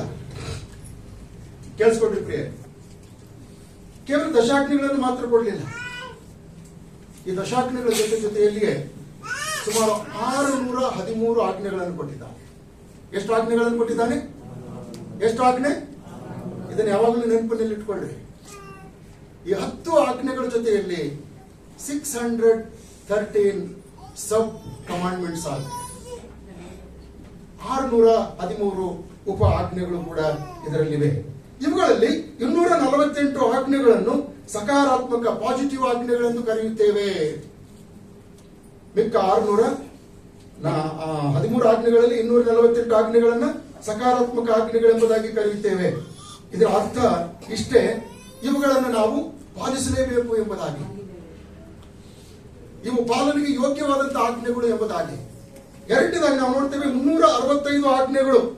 365 ಆಜ್ಞೆಗಳು ಅಷ್ಟೇನು ಪ್ರಾಮುಖ್ಯವಲ್ಲದಂತ ಆಜ್ಞೆಗಳು ಎಂಬುದಾಗಿ, ಅಷ್ಟೇನು ಪ್ರಾಮುಖ್ಯವಲ್ಲದ ಆಜ್ಞೆಗಳು ಎಂಬುದಾಗಿ. ಹಾಗಾಗಿ ಯಹೂದ್ಯರೊಳಗೆ ಒಂದು ಪ್ರಶ್ನೆ ಇತ್ತು. 613 ಆಜ್ಞೆಗಳಲ್ಲಿ 248 ಆಜ್ಞೆಗಳು ಪ್ರಾಮುಖ್ಯವಾದಂತಹ ಆಜ್ಞೆಗಳು, ಪಾಲಿಸಲೇಬೇಕಾದಂತಹ ಆಜ್ಞೆಗಳು. ಅವುಗಳಲ್ಲಿ 365 ಆಜ್ಞೆಗಳು ಬಲಹೀನವಾದಂತವುಗಳು, ಅಷ್ಟೇನು ಪ್ರಾಮುಖ್ಯವಲ್ಲದಂತ ಆಜ್ಞೆಗಳು ಎಂಬುದಾಗಿ ತಿಳಿಸಲಾಗಿದೆ. ಆದರೂ ಯಾಕೋಬನ ಪತ್ರಿಕೆ 2ನೇ ಅಧ್ಯಾಯದ 10ನೇ ವಚನದಲ್ಲಿ ಇನ್ನೊಂದು ಮಾತು ಹೇಳಲಾಗಿದೆ, ಧರ್ಮಶಾಸ್ತ್ರವನ್ನೆಲ್ಲ ಕೈಕೊಂಡು ಒಂದರಲ್ಲಿ ತಪ್ಪಿದವನಾದ್ರೆ ಎಲ್ಲದರಲ್ಲಿ ಕೂಡ ಏನಾಗಿದ್ದಾನೆ ಅಂತ ಹೇಳಿ ತಪ್ಪಿದವನಾಗಿದ್ದಾನೆ. ಈಗ ಅವ್ರಿಗೆ ಒಂದೇ ಆಲೋಚನೆ, 613 ಆಜ್ಞೆಗಳನ್ನು ಕೈಕೊಂಡು, ಒಂದು ವೇಳೆ 612 ಆಜ್ಞೆಗಳನ್ನು ಕೈಕೊಂಡು ಅದರಲ್ಲಿ ಒಂದು ತಪ್ಪುವುದಾದರೆ, ಈ ಯಹೂದಿ ಧರ್ಮ ಗುರುಗಳು ಜನರಿಗೆ ಅರ್ಥ ಆಗುವಂತ ರೀತಿಯಿಂದ, ಸುಲಭವಾಗಿ ತಿಳ್ಕೊಳ್ಬೇಕು ಅನ್ನುವಂತ ರೀತಿಯಿಂದ ಇದರಲ್ಲಿ ವಿಭಾಗ ಮಾಡಿ 248 ಆಜ್ಞೆಗಳು ಪ್ರಾಮುಖ್ಯವಾದಂತಹ ಆಜ್ಞೆಗಳು, ಅದರಲ್ಲಿ 365 ಆಜ್ಞೆಗಳು ಅಷ್ಟು ಪ್ರಾಮುಖ್ಯವಲ್ಲದಂತ ಆಜ್ಞೆಗಳು ಎಂಬುದಾಗಿ ಡಿವೈಡ್ ಮಾಡಿ 2 ಭಾಗ ಮಾಡಿದ್ದಾರಲ್ಲ. ಈ 2 ಭಾಗಗಳಲ್ಲಿ ನಾವು ಒಂದು ವೇಳೆ 610 ಆಜ್ಞೆಗಳನ್ನ ಅಥವಾ 611 12 ಆಜ್ಞೆಗಳನ್ನು ಕೈಕೊಂಡು ಒಂದೇ ಒಂದು ಆಜ್ಞೆಯನ್ನು ತಪ್ಪುವುದಾದರೆ ದೇವರ ವಾಕ್ಯದಲ್ಲಿ ನಾವೇನ್ ನೋಡ್ತೇವೆ? ಪೂರ್ತಿ ಧರ್ಮಶಾಸ್ತ್ರವನ್ನ ತಪ್ಪಿದವರಾಗುತ್ತೇವೆ. ಅದನ್ನೇ ಯೇಸು ಸ್ವಾಮಿ ಕೂಡ ಪರ್ವತದ ಮೇಲೆ ಮಾಡಿದಂತ ಪ್ರಸಂಗದಲ್ಲಿ ತಿಳಿಸಿರುವಂತವನಾಗಿದ್ದಾನೆ. ವ್ಯಭಿಚಾರ ಮಾಡಬಾರದು ಎಂಬುದಾಗಿ ಹೇಳಿರ್ತಕ್ಕಂಥ ಕರ್ತನೆ ಕದಿಯಬಾರದು ಎಂಬುದಾಗಿಯೂ ಕೂಡ ತಿಳಿಸಿದ್ದಾನೆ. ಕದಿಯಬಾರದು ಎಂಬುದಾಗಿ ಹೇಳಿರ್ತಕ್ಕಂಥ ಕರ್ತನೆ ಇನ್ನೊಬ್ಬರನ್ನ ಆಶಿಸಬಾರದು ಎಂಬುದಾಗಿ ಕೂಡ ತಿಳಿಸಿದ್ದಾನೆ. ಹಾಗಾಗಿ ಯಾವ ಆಜ್ಞೆ ಮುಖ್ಯವಾದಂಥದ್ದು, ಯಾವ ಆಜ್ಞೆ ಮುಖ್ಯವಾದಂಥದ್ದು ಎಂಬುವಂತ ಪ್ರಶ್ನೆ ಎಲ್ಲರಲ್ಲಿಯೂ ಕೂಡ ಕಾಡ್ತಾ ಇತ್ತು. ಎಲ್ಲರಿಗಿಂತಲೂ ಹೆಚ್ಚಾಗಿ ಅವರು ದೇವರ ವಾಕ್ಯ ಧ್ಯಾನ ಮಾಡುವುದಕ್ಕಾಗಿ ಕುಳಿತುಕೊಂಡಿದ್ದಾಗ ಇದೇ ವಾಕ್ಯದ ಕುರಿತಾಗಿ ಚರ್ಚೆ ಮಾಡ್ತಾ ಇದ್ರು. ಟು ಬಿ ಫ್ರಾಂಕ್, ಬೇರೆ ವಿಷಯದಲ್ಲಿ ಹೆಚ್ಚು ಚರ್ಚೆ ಮಾಡ್ಕೊಳ್ಳದೆ ಸ್ವಲ್ಪ ಒಂದು 5 ನಿಮಿಷನೋ 10 ನಿಮಿಷನೋ ಯಾವುದೋ ಒಂದು ಸಬ್ಜೆಕ್ಟ್ ತೆಗೆದುಕೊಂಡು ಮಾತಾಡಿದ ನಂತರ ಮತ್ತೆ ಇದೇ ಪ್ರಸ್ತಾಪ ಮಾಡ್ತಾ ಇದ್ರು, ಯಾವ ಆಜ್ಞೆ ಮುಖ್ಯವಾದಂಥದ್ದು ಎಂಬುದಾಗಿ ಚರ್ಚೆ ಮಾಡ್ತಕ್ಕಂಥವರಾಗಿದ್ರು. ಒಂದಾನೊಂದು ದಿವಸ ಅವರಿಗೆ ಒಂದು ಉತ್ತರ ಸಿಕ್ಕಿಬಿಡ್ತು. ಏನ್ ಉತ್ತರ ಗೊತ್ತಾ? ಮತ್ತಾಯ ಬರೆದ ಸುವಾರ್ತೆ 22ನೇ ಅಧ್ಯಾಯದಲ್ಲಿ ಕೆಲವರು ಬಂದು ಯೇಸು ಕ್ರಿಸ್ತನಿಗೆ ಒಂದು ಪ್ರಶ್ನೆ ಮಾಡ್ತಾರೆ. ಒಬ್ಬ ಹೆಣ್ಣುಮಗಳಿದ್ದಳು, ಆಕೆ ಮದುವೆ ಮಾಡಿಕೊಂಡಳು, ಆಕೆ ಮೊದಲನೇ ಗಂಡ ಸಂತಾನವಿಲ್ಲದೆ ಸತ್ತು ಹೋಗ್ಬಿಟ್ಟ. ಯಹೂದ್ಯರ ಒಂದು ವಿಧಿಯ ಪ್ರಕಾರವಾಗಿ ಸಂತಾನವಿಲ್ಲದೆ ಸತ್ತಂತ ಆ ವ್ಯಕ್ತಿಯ ತಮ್ಮ ಮೈದುನ ಧರ್ಮವನ್ನು ಪಾಲಿಸಬೇಕು. ಹಾಗಾಗಿ ಅವನು ಮದುವೆ ಮಾಡಿಕೊಂಡ, ಅವನಿಗೂ ಕೂಡ ಮಕ್ಕಳಾಗಲಿಲ್ಲ, ಅವನು ಕೂಡ ಸತ್ತೋಗ್ಬಿಟ್ಟ. ಹಾಗಾಗಿ ಆ ಹೆಣ್ಣು ಮಗಳು ಎಷ್ಟು ಜನರಿಗೆ ಮಾಡ್ಕೊಳ್ತಾಳೆ? 7 ಮಂದಿಗೆ ಮಾಡ್ಕೊಳ್ತಾಳೆ. 7 ಮಂದಿಗೆ ಮಾಡ್ಕೊಳ್ತಾಳೆ. ದೇವರಿಗೆ ಸ್ತೋತ್ರ ಹೇಳುವಂತ ವಾಕ್ಯ ಏನಂತ ಹೇಳಿದ್ರೆ, ಹಳೆ ಒಡಂಬಡಿಕೆಯಲ್ಲಿ ಇದ್ದಂತವರು ಪುನರುತ್ಥಾನದ ಮೇಲೆ ನಂಬಿಕೆ ಇಟ್ಟಂತವರಾಗಿದ್ರು. ಹಲ್ಲೆಲೂಯಾ. ಅದಕ್ಕೆ ಯೇಸು ಸ್ವಾಮಿ ಕೇಳ್ತಾ ಇದ್ದಾರೆ, ಯೇಸುವೆ ಆ 7 ಜನರು ಕೂಡ ಸತ್ತೋಗ್ಬಿಟ್ರು, ಆ ಹೆಣ್ಮಗಳು ಕೂಡ ಸತ್ತೋಗ್ಬಿಟ್ರು. ನಾಳೆಗೆ ಪುನರುತ್ಥಾನವಾದಾಗ ಆ 7 ಜನರು ಕೂಡ ಜೀವಂತವಾಗ್ತಾರಲ್ಲ, ಅವ್ರ ಜೊತೆಯಲ್ಲಿ ಆ ಹೆಣ್ಮಗಳು ಕೂಡ ಜೀವಂತವಾಗ್ತಾಳಲ್ಲ. ಹಾಗಾದ್ರೆ ಆ ಹೆಣ್ಣು ಮಗಳು ಈ 7 ಜನರಲ್ಲಿ ಯಾರಿಗೆ ಮದುವೆ ಮಾಡ್ಕೊಳ್ಳಿ? ಕ್ವಶನ್ ಮಾರ್ಕ್ ಇದೆ. ಆ ವಿಷಯದಲ್ಲಿ ಕೂಡ ಅವರು ಬಹಳ ಗಲಭೆಗೆ ಒಳಗಾದಂತವರಾಗಿದ್ರು, ಮನಸ್ಸನ್ನ ಬಹಳಷ್ಟು ಕೆಡಿಸಿಕೊಂಡಂತವರಾಗಿದ್ರು.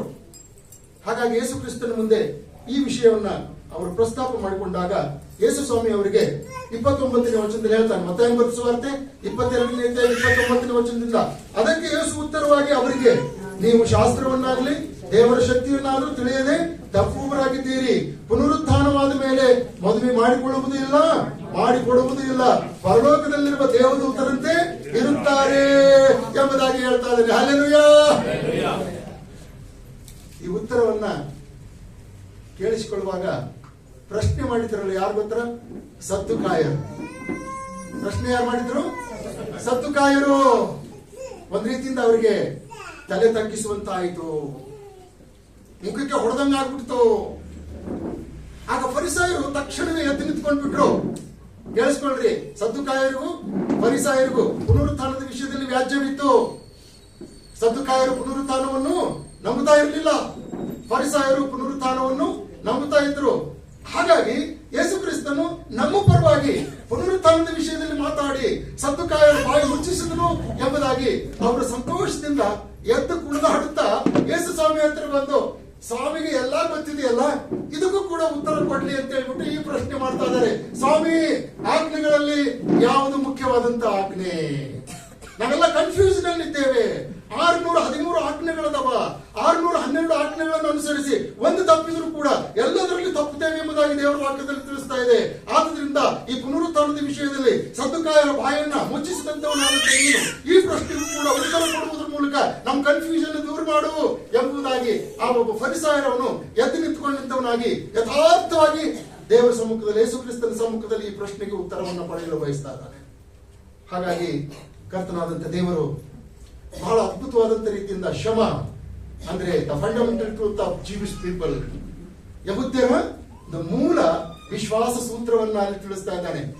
ಇಸ್ರಾಯೇಲ್ ಜನರೇ ಕೇಳು, ನಿನ್ನ ದೇವರಾದ ಕರ್ತನನ್ನು ಪೂರ್ಣ ಹೃದಯದಿಂದ, ಪೂರ್ಣ ಬುದ್ಧಿಯಿಂದ, ಪೂರ್ಣ ಪ್ರಾಣದಿಂದ, ಪೂರ್ಣ ಶಕ್ತಿಯಿಂದ ಪ್ರೀತಿಸಬೇಕು ಎಂಬುದಾಗಿ ಹೇಳಿ, ಇದುವೇ ಮೊದಲನೇ ಆಜ್ಞೆ ಮತ್ತು ಪ್ರಾಮುಖ್ಯವಾದದ್ದು ಎಂಬುದಾಗಿ ತಿಳಿಸಿ, ಎರಡನೇದಾಗಿ ನಿನ್ನಂತೆಯೇ ನಿನ್ನ ನೆರೆಯವನನ್ನ ಪ್ರೀತಿಸಬೇಕು ಎಂಬುದಾಗಿ ಯಾಜಕ ಕಾಂಡ ಪುಸ್ತಕ 19ನೇ ಅಧ್ಯಾಯದ 18ನೇ ವಚನವನ್ನ ಅಲ್ಲಿ ಸೇರಿಸಿ, ಇವೆರಡನ್ನು ಕೂಡ ಸಪರೇಟ್ ಮಾಡುವುದಕ್ಕೆ ಆಗುವುದಿಲ್ಲ.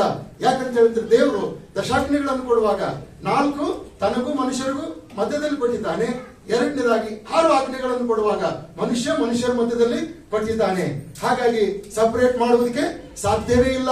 ನನ್ನನ್ನು ಪ್ರೀತಿಸುವಂತ ಪ್ರತಿಯೊಬ್ಬೊಬ್ಬರು ಕೂಡ ನೆರೆಯವನನ್ನು ಪ್ರೀತಿ ಮಾಡಬೇಕು ಎಂಬುದಾಗಿ ಹೇಳ್ತಾ ಇದ್ದಾರೆ. ಕರ್ತನಲ್ಲಿ ಪ್ರಿಯರೇ, ಯೇಸು ಕ್ರಿಸ್ತನು ಯಾಕೆ ಈ ಮಾತನ್ನು ಹೇಳ್ತಾ ಇದ್ದಾನೆ ಅಂತ ಹೇಳಿ ಅನ್ನುವುದಾದ್ರೆ, ಆ ಜನರು ಯೇಸು ಕ್ರಿಸ್ತನನ್ನ ಪ್ರೀತಿಸುತ್ತಾ ಇರಲಿಲ್ಲ. They were hating him. ಆತನ ಮೇಲೆ ದ್ವೇಷ ಕಾಡ್ತಾ ಇದ್ರು, ಆತನನ್ನು ಕೊಲ್ಲುವುದಕ್ಕಾಗಿ ಯೋಚನೆ ಮಾಡ್ತಾ ಇದ್ರು, ಆತನಲ್ಲಿ ತಪ್ಪುಗಳನ್ನು ಕಂಡು ಹಿಡಿಯುವುದಕ್ಕಾಗಿ ಯೋಚನೆ ಮಾಡ್ತಾ ಇದ್ರು. ಒಂದು ಮಾತಿನಲ್ಲಿ ತಪ್ಪು ಸಿಗ್ತದೇನೋ, ಒಂದು ಕೃತ್ಯದಲ್ಲಿ ತಪ್ಪು ಸಿಗ್ತದೇನೋ, ಆತನು ಮಾಡುವಂತ ಅದ್ಭುತ ಕಾರ್ಯದಲ್ಲಿ ತಪ್ಪು ಸಿಗ್ತದೇನೋ, ಆತನು ಕೂತ್ಕೊಳ್ಳುವಂತದ್ರಲ್ಲಿ ನಿಂತುಕೊಳ್ಳುವಂತದ್ರಲ್ಲಿ ತಪ್ಪು ಸಿಗ್ತದೇನೋ ಎಂಬುದಾಗಿ ಪ್ರತಿ ಒಂದೊಂದರಲ್ಲಿಯೂ ಕೂಡ ತಪ್ಪು ಕಂಡು ಹಿಡಿಯುವುದಕ್ಕಾಗಿ ಪ್ರಯತ್ನ ಮಾಡ್ತಕ್ಕಂಥವರಾಗಿದ್ದರು. ಆದುದರಿಂದಲೇ ಕರ್ತನಾದಂತ ಯೇಸು ಕ್ರಿಸ್ತನು ಯೋಹಾನ ಬರೆದ ಸುವಾರ್ತೆ 8ನೇ ಅಧ್ಯಾಯದ 42ನೇ ವಚನದಲ್ಲಿ ಹೇಳ್ತಾ ಇದ್ದಾನೆ, ನೀವು ದೇವರನ್ನ ಪ್ರೀತಿ ಮಾಡಿದ್ದರೆ ನನ್ನನ್ನು ಕೂಡ ಪ್ರೀತಿ ಮಾಡುತ್ತೀರಿ ಎಂಬುದಾಗಿ. ಬಟ್ ಅವರು ಆತನನ್ನು ಪ್ರೀತಿ ಮಾಡ್ತಾ ಇಲ್ಲ, ಆತನನ್ನು ಪ್ರೀತಿ ಮಾಡ್ತಾ ಇಲ್ಲ. ಹಾಗಾಗಿ ಯೇಸು ಕ್ರಿಸ್ತನು ತಾನು ನಿಮ್ಮ ಸ್ವಜನರಲ್ಲಿ ಒಬ್ಬ ವ್ಯಕ್ತಿ ಎಂಬುದಾಗಿ ಮತ್ತು ನಾನು ನಿಮ್ಮ ನೆರೆಯವನು ಎಂಬುದಾಗಿ ಅವ್ರ ನೆನಪಿಗೆ ಬರುವಂತೆ ಮಾಡಿ ಈ ಎರಡು ಆಜ್ಞೆಗಳನ್ನು ಒಂದುಗೂಡಿಸಿ ನೀವು ನನ್ನನ್ನು ಕೂಡ ಪ್ರೀತಿ ಮಾಡಬೇಕು ಎಂಬುದಾಗಿ ತಿಳಿಸ್ತಾ ಇದ್ದಾನೆ. Hallelujah, hallelujah. This is the context. ಯೇಸು ಸ್ವಾಮಿಗೆ ಕೇಳಿದಂತ ಪ್ರಶ್ನೆಗೆ ಇದು ಉತ್ತರ ಇದೆ ಪ್ರಿಯರೇ. ಆದ್ರೆ ಇವತ್ತಿನ ಸಭೆಯವರಾದಂತ ನಮಗೆ ಈ ವಾಕ್ಯ ಹೇಗೆ ಅನ್ವಯವಾಗ್ತದೆ? ಈ ವಾಕ್ಯ ಹೇಗೆ ಅನ್ವಯ ಆಗ್ತದೆ? 100ಕ್ಕೆ 100ರಷ್ಟು ಈ ವಾಕ್ಯ ನಮಗೂ ಅನ್ವಯವಾಗ್ತದೆ. ಯಾಕೆ ಅಂತ ಹೇಳೋದಾದ್ರೆ ಯೋಹಾನ ಬರೆದ ಸುವಾರ್ತೆ 3ನೇ ಅಧ್ಯಾಯ 16ನೇ ವಚನ. ಯೋಹಾನ ಬರೆದ ಸುವಾರ್ತೆ 3ನೇ ಅಧ್ಯಾಯ 16ನೇ ವಚನ. ಎಲ್ಲರೂ ಬಾಯ್ಪಾಟ್ ಮಾಡಬೇಕು. ದಿವಸಕ್ಕೆ ಒಂದಿಲ್ಲ 2 ಸಾರಿ ಆದ್ರೂ ಈ ವಾಕ್ಯ ಹೇಳಬೇಕು. ಇದು ಅಪ್ಪಣೆ ಅಲ್ಲ, ಇದು ಪ್ರೀತಿಯ ಮನವಿ. ದೇವರು ಲೋಕದ ಮೇಲೆ ಎಷ್ಟೋ ಪ್ರೀತಿಯನ್ನಿಟ್ಟು ತನ್ನ ಒಬ್ಬನೇ ಮಗನನ್ನು ಕೊಟ್ಟನು, ಆತನನ್ನು ನಂಬುವ ಒಬ್ಬನಾದ್ರೂ ನಾಶವಾಗಿದೆ, ಎಲ್ಲರೂ ನಿತ್ಯ ಜೀವವನ್ನು ಪಡೆಯಬೇಕೆಂದು ಆತನನ್ನು ಕೊಟ್ಟನು. ಕೊನೆಸು ಮಸೀಕಿ. ನಾನು ಯಾವುದೇ ಮೆಸೇಜ್ ರೆಕಾರ್ಡ್ ಮಾಡೋದಕ್ಕಿಂತ ಮುಂಚಿತವಾಗಿ ಆ ವಾಯ್ಸ್ ರೆಕಾರ್ಡಿಂಗ್ ಮಾಡುವಾಗ ಇದನ್ನು ಹೇಳ್ತೀನಿ. ನಾನು ಫಸ್ಟ್ ನಿನ್ನ ದಾರಿಗೆ ಬೆಳಕು ಕಾರ್ಯಕ್ರಮ ನೀವು ಕೇಳಿಸ್ಕೊಂಡಿರ್ಬೋದು. ಇಲ್ವೇ ನಾನು ರೇಡಿಯೋದಲ್ಲಿ ವಾಕ್ಯ ಹೇಳುವುದಕ್ಕಿಂತ ಮುಂಚಿತವಾಗಿ, ಟಿವಿಯಲ್ಲಿ ವಾಕ್ಯ ಹೇಳುವುದಕ್ಕಿಂತ ಮುಂಚಿತವಾಗಿ ಮೈಕ್ ಟೆಸ್ಟ್ ಅಂತಾರಲ್ಲ, ಆ ರೀತಿಯಿಂದ mic test hello hello praise the Lord ಅಂತಿರ್ಲಿಲ್ಲ. ನಾನು ಫಸ್ಟ್ ಮೈಕ್ ಟೆಸ್ಟ್ ಮಾಡುವಾಗ ದೇವರು ಲೋಕದ ಮೇಲೆ ಎಷ್ಟೋ ಪ್ರೀತಿಯನ್ನಿಟ್ಟು ತನ್ನ ಒಬ್ಬನೇ ಮಗನನ್ನು ಕೊಟ್ಟನು, ಆತನನ್ನು ನಂಬುವ ಒಬ್ಬನಾದ್ರೂ ನಾಶವಾಗಿದೆ, ಎಲ್ಲರೂ ನಿತ್ಯ ಜೀವವನ್ನು ಪಡೆಯಬೇಕೆಂದು ಆತನನ್ನು ಕೊಟ್ಟನು. ಈ ಒಂದು ವಾಕ್ಯ ಕರೆಕ್ಟ್ ಆಗಿ ಮುದ್ರಣ ಆಗದ ಹೊರತು ನಾನು ರೆಕಾರ್ಡಿಂಗ್ ಮಾಡಲಿಲ್ಲ. ಇವತ್ತಿನ ಸಂದೇಶ ನೀವು ಕೇಳಿಸಿಕೊಂಡಿದ್ದಿರಬಹುದು.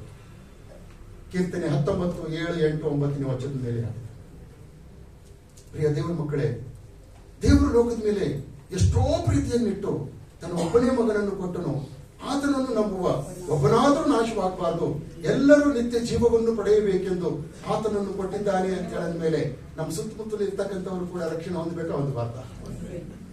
ನಮ್ಮ ಸುತ್ತಮುತ್ತಲಿದ್ದವರು ಕೂಡ ಆಶೀರ್ವಾದ ಹೊಂದಬೇಕಾ ಹೊಂದಬಾರ್ದ? ನಮ್ಮ ಸುತ್ತಮುತ್ತಲಿದ್ದವರು ಕೂಡ ಸ್ವಸ್ಥತೆ ಹೊಂದಬೇಕಾ ಹೊಂದಬಾರ್ದ? ನಮ್ಮ ಸುತ್ತಮುತ್ತಲಿದ್ದಂಥವ್ರು ಸಮೃದ್ಧಿಯಾಗಿ ಜೀವಿಸಬೇಕಾ ಜೀವಿಸಬಾರ್ದ? ನಮ್ಮ ಸುತ್ತಮುತ್ತಲಿದ್ದಂಥವ್ರಿಗೆ ಎಲ್ಲಾ ರೀತಿಯಲ್ಲೂ ಕೂಡ ಕ್ಷೇಮ ಸುಕ್ಷೇಮ ಸಿಗ್ಬೇಕಾ ಸಿಗಬಾರ್ದ ಹೇಳ್ರಿ. ಹಾಗಾದ್ರೆ ನಾವು ಅವರನ್ನ ಪ್ರೀತಿ ಮಾಡದೆ ಹೊರತು ಬೇರೆ ಯಾರು ಈ ಲೋಕದಲ್ಲಿ ಪ್ರೀತಿ ಮಾಡ್ತಾರೆ? ಬೇರೆ ಯಾರು ಈ ಲೋಕದಲ್ಲಿ ಪ್ರೀತಿ ಮಾಡ್ತಾರೆ? ದಾವೀದನ ಕುಮಾರನೇ ನನ್ನನ್ನು ಕರುಣಿಸು,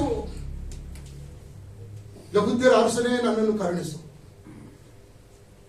ಒಂದು ದಿನ ಅಲ್ಲ, 2 ದಿನ ಅಲ್ಲ, ಸುಮಾರು 40 ವರ್ಷಗಳಿಂದ ಇಲ್ಲಿ ಕುಳಿತುಕೊಂಡಂತವನಾಗಿ ಭಿಕ್ಷೆ ಬೇಡ್ತಾ ಇದ್ದೇನೆ. ಯಾರು ನನ್ನನ್ನು ಕರುಣಿಸ್ತಾ ಇಲ್ಲ.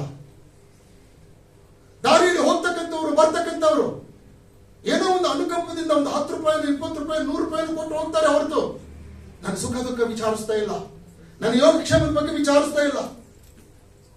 ನೀನು ಕರುಣೆಯ ತಂದೆ, ದಾವೀದನ ಕುಮಾರನು ನೀನು, ನನ್ನನ್ನು ಕರುಣಿಸು ಅಂತ ಹೇಳಿ ಕೇಳಿದಾಗ ಸುತ್ತಲೂ ಇದ್ದಂತ ಜನ ಆ ವ್ಯಕ್ತಿಗೆ ಏನ್ ಮಾಡಿದ್ರು ಗೊತ್ತಾ? ಏನ್ ಮಾಡಿದ್ರು? ಬಾಯಿ ಮುಚ್ಚಿಸಿದ್ರು. ಸುಮ್ಮನಿರು, ಕೂಗಬೇಡ, ಯಾಕೆ ಗಲಾಟೆ ಮಾಡ್ತೀಯ? ಇವತ್ತು ಪ್ರಪಂಚದಲ್ಲಿರ್ತಕ್ಕಂಥ ಅದೆಷ್ಟೋ ಜನ ಈ ಸ್ಥಿತಿಯಲ್ಲಿದ್ದಂಥವರನ್ನ ನೋಡಿ ಅವರು ಅದೇ ಸ್ಥಿತಿಯಲ್ಲಿ ಇರಬೇಕು ಎಂಬುದಾಗಿ ಬಯಸುವಂತವರಾಗಿದ್ದಾರೆ. ನಮ್ಮ ನೆರೆಯವನು ಯಾರಾದ್ರೂ ರೋಗದಲ್ಲಿದ್ದಾನ, ಅವನು ಅದೇ ರೋಗದಲ್ಲಿರಲಿ ಎಂಬುದಾಗಿ ಹೇಳ್ತಾರೆ. ಯಾರಾದ್ರೂ ಬಡವನಾಗಿದ್ದಾನ, ಅವನು ಅದೇ ಬಡತನದಲ್ಲಿ ಇರಲಿ ಎಂಬುದಾಗಿ ಹೇಳ್ತಾರೆ. ಯಾರಾದ್ರೂ ಅಸಹಾಯಕವಾದಂತಹ ಪರಿಸ್ಥಿತಿಯಲ್ಲಿದ್ದಾರೆ, ಅವರಿಗೆ ಅದೇ ಗತಿ ಇರಲಿ ಎಂಬುದಾಗಿ ಹೇಳ್ತಾರೆ. ಯಾರಾದ್ರೂ ಉದ್ಯೋಗದಲ್ಲಿ ನಷ್ಟ ಆಗಿ ಕೈ ಸುಟ್ಟುಕೊಂಡಂತವರಾಗಿದ್ದಾರೆ, ಅವ್ರಿಗೆ ಇನ್ನೂ ನಷ್ಟ ಆಗಲಿ ಎಂಬುದಾಗಿ ಹೇಳುವಂತವರೇ ಆಗಿದ್ದಾರೆ. ಯಾರಾದ್ರೂ ಯೌವನಸ್ಥ ಮಕ್ಕಳು ಬೇಡವಾದಂತ ಕೆಲಸಗಳನ್ನು ಮಾಡಿಕೊಂಡು ಮನೆಯಲ್ಲಿ ದುಃಖ, ನಿರಾಶೆ, ತೊಂದರೆಗಳನ್ನು ಉಂಟು ಮಾಡ್ತಾ ಇದ್ದಾರೆ, ಅವ್ರಿಗೆ ಹೇಳ್ತಾರೆ ಇನ್ನೂ ಇಂಥ 10 ತಪ್ಪುಗಳನ್ನು ನಾವು ಮಕ್ಕಳು ಮಾಡ್ಲಿ, ಅದರಿಂದ ಅವ್ರ ತೊಂದರೆಗಳನ್ನು ಅನುಭವಿಸ್ಲಿ, ನಾವು ನೋಡಿ ನಗ್ತೀವಿ ಅಂತ ಹೇಳುವಂತಾರೆ ಜನ. ಇಂಥ ಪ್ರಪಂಚದಲ್ಲಿ ನಾವು ಜೀವಿಸ್ತಾ ಇದ್ದೇವೆ ಪ್ರಿಯರೇ.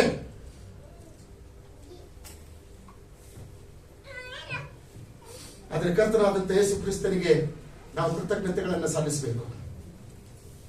ಯೇಸು ಕ್ರಿಸ್ತನು ಸತ್ಯವೇದದಲ್ಲಿ ನಾವು ನೋಡುವಾಗ 72 ಇನ್ಸಿಡೆಂಟ್ಸ್ಗಳನ್ನ ಆತನು ಮಾಡಿದ್ದಾನೆ, ಅದ್ಭುತ ಕೃತ್ಯಗಳನ್ನು, ಮಹತ್ ಕಾರ್ಯಗಳನ್ನು ಮಾಡಿದ್ದಾನೆ.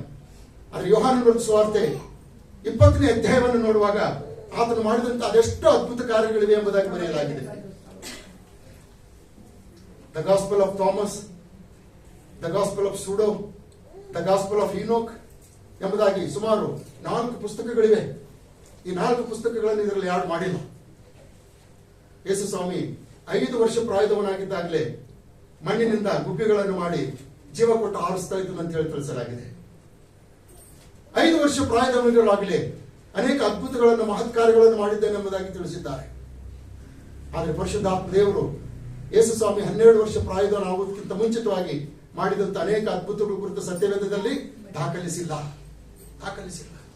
ಅದಕ್ಕಾಗಿಯೇ ಯೋಹಾನನು ಯೇಸು ಕ್ರಿಸ್ತನು ಅದೆಷ್ಟು ಅದ್ಭುತ ಕಾರ್ಯಗಳನ್ನು ಮಾಡಿದ್ದಾನೆ, ಸೂಚಕ ಕಾರ್ಯಗಳನ್ನು ಮಾಡಿದ್ದಾನೆ, ಮಹತ್ ಕಾರ್ಯಗಳನ್ನು ಮಾಡಿದ್ದಾನೆ. ಅವುಗಳನ್ನ ಈ ಪುಸ್ತಕದಲ್ಲಿ ಸೇರಿಸುವುದಾದರೆ ಲೋಕದಲ್ಲಿರ್ತಕ್ಕಂಥ ಯಾವ ಹಾಳೆಗಳು ಕೂಡ ಸಾಕಾಗುವುದಿಲ್ಲ ಎಂಬುದಾಗಿ ತಿಳಿಸಿದ್ದಾನೆ. ಹಾಗಾಗಿ ಆತನು ಮಾಡಿದಂತ ಅನೇಕ ಅದ್ಭುತ ಕಾರ್ಯಗಳಲ್ಲಿ ಕೆಲವು ಅದ್ಭುತ ಕಾರ್ಯಗಳು ಬಹಳಷ್ಟು ಉಪಯುಕ್ತವಾದಂತವುಗಳಾಗಿವೆ. ನೋಡ್ರಿ, ಆ ಬೇತ್ಸದ ಅಂತಕ್ಕಂಥ ಕೊಳದ ಬಳೆಯಲ್ಲಿ ಕುಳಿತುಕೊಂಡಿರ್ತಕ್ಕಂಥ ಕುರುಡನ ವಿಷಯದಲ್ಲಿ ಅವನೇನು ಪ್ರಾರ್ಥನೆ ಮಾಡಲಿಲ್ಲ. ಸ್ವಾಮಿ, ನನ್ನನ್ನು ಕರುಣಿಸಿ ಎಂಬುದಾಗಿ ಕೇಳಲಿಲ್ಲ. ದಾವೀದನ ಕುಮಾರನೇ, ನನ್ನನ್ನು ರಕ್ಷಿಸು, ನನಗೆ ಕಣ್ಣುಗಳನ್ನು ಕೊಡು ಎಂಬುದಾಗಿ ಕೇಳಲಿಲ್ಲ. ಬದಲಾಗಿ ಅಲ್ಲಿ ಕೂತಿರ್ತಕ್ಕಂಥ ಕುರುಡನ ವಿಷಯದಲ್ಲಿ ಶಿಷ್ಯರು ಕೇಳ್ತಾ ಇದ್ದಾರೆ, ಇವನು ಕುರುಡನಾಗಿ ಹುಟ್ಟುವುದಕ್ಕೆ ಯಾರು ಕಾರಣ? ಇವನು ಇವ್ರ ತಂದೆ ತಾಯಿಗಳು. ಅದಕ್ಕೆ ಯೇಸು ಸ್ವಾಮಿ ಏನ್ ಹೇಳ್ತಾನೆ? ಇವನು ಅಲ್ಲ, ಇವ್ರ ತಂದೆ ತಾಯಿಗಳು ಅಲ್ಲ, ದೇವರ ಕ್ರಿಯೆಗಳು ಇವನಲ್ಲಿ ತೋರಿ ಬರಬೇಕು ಅಂತ ಹೇಳ್ಬಿಟ್ಟು ನೆಲದ ಮೇಲೆ ಅವುಗಳಿಗೆ ಕೆಸರು ಮಾಡಿ ಅವನ ಕಣ್ಣಿಗೆ ಹಚ್ಚಿ ಹೋಗಿ ಸಿಲೋಹ ಕೊಳದಲ್ಲಿ ತೊಳ್ಕೊ ಅಂತ ಹೇಳಿದಾಗ ಅವ್ನು ತೊಳ್ಕೊಂಡು ಕೂಡಲೇ ಕಣ್ಣುಗಳು ಬಂದು ಹಲ್ಲೆಲೂಯಾ. ಯೇಸು ಸ್ವಾಮಿ ವಾಲಂಟಿಯರ್ ಆಗಿ ಮಾಡಿರ್ತಕ್ಕಂಥ ಕಾರ್ಯ ಇದು. ಯೋಹಾನ ಬರೆದ ಸುವಾರ್ತೆ 5ನೇ ಅಧ್ಯಾಯ. ಬೆತ್ಸದ ಅಂತಕ್ಕಂಥ ಕೊಳ ಇದೆ, ಅಲ್ಲಿ 5 ಮಂಟಪಗಳಿವೆ. ಅಲ್ಲಿ ಒಬ್ಬನು ಎಷ್ಟು ವರ್ಷದಿಂದ ಬಿದ್ದುಕೊಂಡಿದ್ದಾನೆ? 38 ವರ್ಷಗಳಿಂದ, 38 ಇಯರ್ಸ್ ಇಂದ ಬಿದ್ದುಕೊಂಡಿದ್ದಾನೆ. ದೇವದೂತರು ಬಂದು ಆ ಕೊಳದಲ್ಲಿರ್ತಕ್ಕಂಥ ನೀರನ್ನ ಕಲಕುವಾಗ ಯಾರು ಮೊದಲು ಹೋಗ್ತಾರೋ, ಯಾರು ಮೊದಲು ಅದರಲ್ಲಿ ಬೀಳ್ತಾರೋ ಅವ್ರು ಏನಾಗ್ತಾರೆ? ಸ್ವಸ್ಥತೆ ಆಗ್ತಾರೆ. ಈ ನಂಬಿಕೆ ಅವರಲ್ಲಿದೆ. ಬಟ್ ಈ ಒಬ್ಬ ವ್ಯಕ್ತಿ ಅಸಹಾಯಕವಾದ ಪರಿಸ್ಥಿತಿಯಲ್ಲಿ ಇದ್ದಂತ ವ್ಯಕ್ತಿ ನೀರು ಕಲಕುವಾಗ ಯಾರು ಕೂಡ ಅವನನ್ನು ಎತ್ತಿ ಒಳಗಡೆ ಹಾಕ್ತಾ ಇಲ್ಲ. ನಿರ್ಜೀವ ಶವವಾಗಿ ಬಿದ್ದಿದ್ದಾನೆ, ಅಸಹಾಯಕ ಪರಿಸ್ಥಿತಿಯಲ್ಲಿ ಬಿದ್ದಿದ್ದಾನೆ. ಅಂತ ಒಬ್ಬ ವ್ಯಕ್ತಿಯನ್ನು ಕಾಣುವಾಗ ಕರ್ತನಾದ ಯೇಸು ಕ್ರಿಸ್ತನು ನೆಟ್ಟಿಗೆ ಅವನ ಮುಂದೆ ನಿಂತುಕೊಂಡಂತವನಾಗಿ, ಇವನಿಗೆ ಹೀಗಾಗಿ ಬಹಳ ದಿವಸಗಳಾಯಿತು ಎಂಬುದಾಗಿ ಹೇಳಿ, ನಿನ್ನ ಹಾಸಿಗೆಯನ್ನು ಎತ್ಕೊಂಡು ನಡೆ ಎಂಬುದಾಗಿ ಅಪ್ಪಣೆ ಕೊಟ್ಟ. ಹಲ್ಲೆಲೂಯಾ. ತಕ್ಷಣವೇ ಅವನು ತನ್ನ ಹಾಸಿಗೆಯನ್ನು ಎತ್ಕೊಂಡು ನಡೆದನು ಎಂಬುದಾಗಿ ನಾವು ನೋಡುವಂತವರಾಗಿದ್ದೇವೆ. ಈ ಪ್ರಕಾರ ಯೇಸು ಸ್ವಾಮಿ ಈ ಲೋಕದಲ್ಲಿದ್ದಾಗ ಎಲ್ಲರನ್ನ ಪ್ರೀತಿ ಮಾಡಿದ. ಶಿಲುಬೆಯ ಮೇಲೆ ತನ್ನ ಪ್ರಾಣವನ್ನು ಕೊಟ್ಟಿತ್ತು, ತನ್ನ ಪವಿತ್ರವಾದಂತ ರಕ್ತವನ್ನು ಸುರಿಸಿತ್ತು, ಸತ್ತು ಉಣಲ್ಪಟ್ಟು 3 ದಿನಗಳಾದ ಮೇಲೆ ಸಮಾಜದೊಳಗಿಂದ ಎದ್ದು ಬಂದಿತ್ತು. ಕೇವಲ ಒಂದು ಜನಾಂಗಕ್ಕಾಗಿ ಅಲ್ಲ ಪ್ರಿಯರೇ, ಕೇವಲ ಒಬ್ಬ ವ್ಯಕ್ತಿಯಿಂದ ಹುಟ್ಟಿರ್ತಕ್ಕಂಥ ಇಸ್ರಾಯೇಲರಿಗೋಸ್ಕರವಾಗಿ ಅಲ್ಲ ಪ್ರಿಯರೇ, ಈ ಲೋಕದಲ್ಲಿರ್ತಕ್ಕಂಥ ಪ್ರತಿಯೊಬ್ಬ ಮಾನವರಿಗೋಸ್ಕರವಾಗಿ. ಯೆಶಾಯನ ಪುಸ್ತಕ 45ನೇ ಅಧ್ಯಾಯದ 12ನೇ ವಚನದಲ್ಲಿ ನೋಡ್ತೇವೆ, ದೇವರು ಭೂಲೋಕವನ್ನು ಅದರಲ್ಲಿರುವಂತಹ ಸಮಸ್ತವನ್ನು ಉಂಟು ಮಾಡಿದ್ದಾನೆ ಮತ್ತು ಎಲ್ಲ ಮನುಷ್ಯರನ್ನ ನಿರ್ಮಾಣ ಮಾಡಿದಂತವನು ಆತನೇ ಎಂಬುದಾಗಿ ಬರೆಯಲಾಗಿದೆ. ಹಾಗಾಗಿ ಆತನ ನಿರ್ಮಾಣವಾಗಿರ್ತಕ್ಕಂಥ ಲೋಕದಲ್ಲಿರುವಂತಹ ಮನುಷ್ಯರು ರಕ್ಷಣೆ ಹೊಂದಬಾರ್ದ? ನಮ್ಮ ಹಾಗೆ ಆಶೀರ್ವಾದ ಹೊಂದಬಾರ್ದ? ನಮ್ಮ ಹಾಗೆ ಉತ್ತಮವಾದಂತಹ ಬಟ್ಟೆ ಬರೆಗಳನ್ನು ಧರಿಸಿಕೊಂಡು, ಉತ್ತಮವಾದಂತಹ ಉದ್ಯೋಗಗಳನ್ನು ಮಾಡಿಕೊಂಡು, ಉತ್ತಮವಾದಂತಹ ಆಹಾರ ಪದಾರ್ಥಗಳನ್ನು ಸೇವಿಸಿಕೊಂಡು ಈ ಲೋಕದಲ್ಲಿ ಸುಖ ಸಂತೋಷದಿಂದ ಜೀವಿಸಬಾರ್ದ? ಹಾಗಾದ್ರೆ ಅವರು ನಮ್ಮ ಹಾಗೆ ಆಗ್ಬೇಕು ಅಂತ ಹೇಳಿದ್ರೆ ಅವ್ರಿಗೇನು ಹೋಗ್ಬೇಕು ಪ್ರಿಯರೇ? ಅವ್ರಿಗೇನು ಹೋಗ್ಬೇಕು? ಯೇಸುವಿನ ಪ್ರೀತಿ. ಯೇಸು ತನ್ನ ಪ್ರೀತಿಯನ್ನ ಇತರರಿಗೆ ಹಂಚಿಕೊಳ್ಳುವುದಕ್ಕಾಗಿ ನಮ್ಮನ್ನು ಹಂಚಿಕೊಂಡಿದ್ದಾನೆ, ನಮ್ಮನ್ನು ಆರಿಸಿಕೊಂಡಿದ್ದಾನೆ. ಯೋಹಾನ ಬರೆದ ಸುವಾರ್ತೆ 15ನೇ ಅಧ್ಯಾಯದ 16ನೇ ವಚನದಲ್ಲಿ, ನೀವು ನನ್ನನ್ನು ಆರಿಸಿಕೊಳ್ಳಲಿಲ್ಲ, ನಾನು ನಿಮ್ಮನ್ನು ಆರಿಸಿಕೊಂಡಿದ್ದೆ. ನೀವು ಹೊರಟು ಹೋಗಿ ಫಲ ಕೊಡುವಂತವರಾಗಬೇಕೆಂತಲೂ ಆ ಫಲವು ನಿಲ್ಲುವಂತದ್ದಾಗಬೇಕೆಂತಲೂ ನಿಮ್ಮನ್ನು ಆರಿಸಿಕೊಂಡಿದ್ದೇನೆ. ನೀವು ಬೇಡುತ್ತನ್ನೆಲ್ಲ ನಾನು ಕೊಡುವುದಕ್ಕೆ ಸಿದ್ಧ ಎಂಬುದಾಗಿ ತಿಳಿಸಿರುವಂತಹ ವಾಕ್ಯವನ್ನ ಅಲ್ಲಿ ನಾವು ನೋಡುವಂತವರಾಗಿದ್ದೇವೆ. ಹಾಗಾಗಿ ಕರ್ತನಲ್ಲಿ ಪ್ರಿಯರೇ, ಧರ್ಮೋಪದೇಶ ಕಾಂಡ ಪುಸ್ತಕ 6ನೇ ಅಧ್ಯಾಯದ 4ನೇ ವಚನದಲ್ಲಿ ತಿಳಿಯಪಡಿಸಿರ್ತಕ್ಕಂಥ ಆ ವಾಕ್ಯವನ್ನ ನಾವು ಮುಂದಿಟ್ಟುಕೊಂಡಂತವರಾಗಿ, ಯಾಜಕ ಕಾಂಡ ಪುಸ್ತಕ 19ನೇ ಅಧ್ಯಾಯದಲ್ಲಿರ್ತಕ್ಕಂಥ 8ನೇ ವಾಕ್ಯವನ್ನು ಕೂಡ ನಾವು ಮುಂದಿಟ್ಟುಕೊಂಡಂತವರಾಗಿ ಮೊದಲು ಕರ್ತನನ್ನ ಪ್ರೀತಿ ಮಾಡುವಂತವರಾಗೋಣ. ಎರಡನೇದಾಗಿ ನಮ್ಮ ನೆರೆಯವರನ್ನ ನಮ್ಮಂತೆಯೇ ಪ್ರೀತಿ ಮಾಡುವಂತವರಾಗೋಣ. ಪ್ರೀತಿ ಮಾಡುವಂಥದ್ದು ಅಂತ ಹೇಳಂದ್ರೆ, ಅಯ್ಯೋ ಪಾಪ ಇದ್ದಲ್ಲ ಅಂತ ಹೇಳ್ಬಿಟ್ಟು ಎಬ್ಬಿಸಿ ಹೋಗೋ ಇನ್ನು ಮುಂದೆ ಬೀಳಲಾರ್ದಂಗೆ ಎಡಬಲಾರ್ದಂಗೆ ನೆಟ್ಟಗೆ ನಡೆಯೋದು ಕಲ್ತ್ಕೋ ಅಂತ ಹೇಳಿ ಕಳಿಸ್ಕೊಡುವಂಥದ್ದಲ್ಲ. ಯಾರಾದ್ರೂ ಹೊಟ್ಟೆ ಹಸಿದು ನಮ್ಮ ಮುಂದೆ ಬಂದು ಹಸಿವೆ ಆಗ್ತಾ ಇದೆ ಅಂತ ಹೇಳುವಾಗ, ನಡುಗುತ್ತಾ ನಮ್ಮ ಮುಂದೆ ಬಂದು ಚಳಿ ಆಗ್ತಾ ಇದೆ ಎಂಬುದಾಗಿ ಹೇಳುವಾಗ, ಮತ್ತೆ ಇನ್ನಾವುದೋ ಒಂದು ಸಮಸ್ಯೆಯನ್ನು ಹಂಚಿಕೊಳ್ಳುವಾಗ, ಯಾಕೋಬನ ಬರೆದ ಪತ್ರಿಕೆ 2ನೇ ಅಧ್ಯಾಯದಲ್ಲಿ ನಾವು ನೋಡ್ತೇವೆ, ಸಮಾಧಾನದಿಂದ ಹೋಗು, ಹೊಟ್ಟೆ ತುಂಬಿಸ್ಕೋ, ಬೆಂಕಿ ಕಾಯಿಸ್ಕೋ ಎಂಬುದಾಗಿ ಹೇಳದೆ ಅವನಿಗೆ ನಮ್ಮ ಕೈಯಿಂದ ಆದಷ್ಟು ವ್ಯಾವಹಾರಿಕವಾಗಿ ಪ್ರಾಕ್ಟಿಕಲ್ ಆಗಿ ಏನ್ ಮಾಡಬೇಕು? ಆಶೀರ್ವಾದ ಮಾಡಿ 1870ರಿಂದ 1900ರಲ್ಲಿ ಸ್ಥಾಪನೆ ಆಗಿರ್ತಕ್ಕಂಥ ಒಂದು ಆರೋಗ್ಯ ಸಂಸ್ಥೆ ಬಗ್ಗೆ ಹೇಳಬೇಕು ಅಂತ ನನಗೆ ಅನಿಸ್ತಾ ಇದೆ. ಅದು ವೆಲ್ಲೂರಿನಲ್ಲಿದೆ. CMC, Christian medical centre. ನಿಮ್ಮೆಲ್ಲರಿಗೂ ಅದ್ರ ಬಗ್ಗೆ ಚೆನ್ನಾಗಿ ಗೊತ್ತಿದೆ ಅಂತ ಹೇಳಿ ಅನಿಸುತ್ತೆ. ಆ CMC ಅನ್ನ ಸ್ಟಾರ್ಟ್ ಮಾಡಿದಂತವರು ಐಡಾ ಸೋಫಿಯಾ ಸ್ಕಡ್ಡರ್ ಅಂತಕ್ಕಂಥ ಡಾಕ್ಟರ್ ಅವರ ತಂದೆ. ಅವರು ಡಾಕ್ಟ್ರೇ 1870ರಲ್ಲಿ ಅವರು ಬ್ರಿಟಿಷರ ಸಮಯದಲ್ಲಿ ಬಂದರು. ಇಲ್ಲಿರ್ತಕ್ಕಂಥ ಅವಸ್ಥೆಯನ್ನ ನೋಡಿದ್ರು. ಹಾಗಾಗಿ ತಮ್ಮ ವೈದ್ಯಕೀಯ ವೃತ್ತಿಯನ್ನ ಅವರು ಮುಂದುವರಿಸಿದ್ರು. ಇಲ್ಲಿ ಅವರು ಸ್ಪೆಷಲಿ ಹೆರಿಗೆ ತಜ್ಞರು. ಅವರು ಏನ್ ತಜ್ಞರು? ಆ ಸಮಯದಲ್ಲಿ ಹೆರಿಗೆ ಮಾಡಿಸುವುದಕ್ಕೋಸ್ಕರವಾಗಿ ಶಸ್ತ್ರಚಿಕಿತ್ಸೆ ಮಾಡಲು ಈಗಿರ್ತಕ್ಕಂಥ ಆಧುನಿಕವಾದಂತ ಉಪಕರಣಗಳು ಇರಲಿಲ್ಲ. ಕೇಳಿಸ್ಕೊಂಡ್ರಿ, ಆಧುನಿಕ ಉಪಕರಣಗಳು ಇರಲಿಲ್ಲ. ಸ್ಕಡ್ಡರ್ ಅವರಿಗೆ 3 ಜನ ಗಂಡು ಮಕ್ಕಳು, ಒಬ್ಬಳೇ ಹೆಣ್ಣು ಮಗಳು, ಐಡಾ ಸೋಫಿಯಾ ಅಂತಕ್ಕಂಥವ್ರು. ಅವ್ರ ತಂದೆ ಮಾಡುವಂತ ಎಲ್ಲ ವೃತ್ತಿಯನ್ನ ಯಾವಾಗ್ಲೂ ಇವ್ರು ನೋಡ್ತಾನೆ ಇದ್ರು. ಒಂದು ದಿವಸ ಮಧ್ಯರಾತ್ರಿ 3 ಜನ ಗರ್ಭಿಣಿ ಹೆಣ್ಮಕ್ಳು ಬಂದ್ರು. ಅವರಿಗೆ ಏನಂತಾರೆ, ಸಹಜವಾದಂತೆ ಹೆರಿಗೆ ಆಗುವುದಕ್ಕೆ ಕಷ್ಟ ಆಗ್ಬಿಟ್ಟಿತ್ತು. ಅದಕ್ಕೆ ಡಾಕ್ಟರ್ ಸ್ಕಡ್ಡರ್ ಏನ್ ಮಾಡಿದ್ರು ಗೊತ್ತಾ? ನೇರವಾಗಿ ಕಿಚನ್ ಒಳಗಡೆ ಹೋಗಿ ಹರಿತವಾದಂತ ತರಕಾರಿ ಕತ್ತರಿಸುವಂತ ಚಾಕು ತಗೊಂಡು ಬಂದ್ರು. ಸೂಜಿ ಮತ್ತು ದಾರ ತಗೊಂಡು ಬಂದ್ರು. ಆಯುರ್ವೇದದ ಪ್ರಕಾರ ಯಾವುದೋ ಒಂದು ರಸ ಆ ಹೊಟ್ಟೆ ಭಾಗಕ್ಕೆ ಹಚ್ಚಿ ಚಾಕುದಿಂದ ಕರ ಕರ ಕರ ಅಂತ ಕೊಯ್ದ್ರು. ಆ ಅಮ್ಮ ಬಾಯ್ ಬಡ್ಕೊಳ್ತಾ ಇದ್ದಾಳೆ. ಸ್ವಲ್ಪ ಹೊತ್ತಿರಮ್ಮ, ಒಂದು 5 ನಿಮಿಷ ನೋವು ಆಗ್ತದೆ ಅಷ್ಟೇ, ಆಮೇಲೆ ಎಲ್ಲ ಸರಿ ಆಗ್ತದೆ, ಯಾಕಂದ್ರೆ ಔಷಧ ಹಚ್ಚಿದ್ದೀನಿ ನಾನು. ಆ ಮಗುವನ್ನು ಹೊರಗೆ ತೆಗೆದ ಮೇಲೆ ಸೂಜಿ ದಾರದಿಂದ ಹೊಟ್ಟೆಯನ್ನು ಹೊರಬಿಟ್ರು. ಇದನ್ನು ನೋಡುತ್ತಾ ಐಡಾ ಸೋಫಿಯಾ ಅಂತಕ್ಕಂಥವ್ರು ಕುಸಿದು ಬಿದ್ದುಬಿಟ್ರು. Daddy, what you are doing? ಗಂಡು ಮಕ್ಕಳು ಹೇಳ್ತಾ ಇದಾರೆ, ಡ್ಯಾಡಿ ಚೆನ್ನಾಗೇ ಮಾಡ್ತಾ ಇದ್ದಾನೆ, ಅವರಿಗೆ ಜನ್ಮ ಆಗುವಂತೆ ಮಾಡ್ತಾ ಇದ್ದಾನೆ. ಆ ಹೊಟ್ಟೆಯಿಂದ ಬರ್ತಕ್ಕಂಥ ಮಕ್ಕಳು ಏನಿದಾರಲ್ಲ, ಅವು ನಮ್ಮ ಸ್ವರೂಪದಲ್ಲಿ, ನಮ್ಮ ಹೋಲಿಕೆಯಲ್ಲಿ ದೇವರು ಸೃಷ್ಟಿ ಮಾಡಿದಂತ ಮಕ್ಕಳು. ಅವ್ರ ಮುದರದ ಮೂಲಕವಾಗಿ ಕಳಿಸಿಕೊಡ್ತಾ ಇದ್ದಾನೆ, ನೀನ್ ಸುಮ್ಮನೆ ನೋಡು ಅಂತ ಹೇಳಂತಾರೆ. ಹೇಗೆ ನೋಡ್ಲಿ? ನಾನು ಕಣ್ಣು ಮುಂದೆನೆ ಕಿಚನ್ ಅಲ್ಲಿ ಇರ್ತಕ್ಕಂಥ ಚಾಕು ತಗೊಂಡು ಹೊಟ್ಟೆ ಕೊಯ್ದು ನಮ್ ಡ್ಯಾಡಿ ಒಳಗಿರ್ತಕ್ಕಂಥ ಮಗುವನ್ನು ತೆಗಿತಾರ.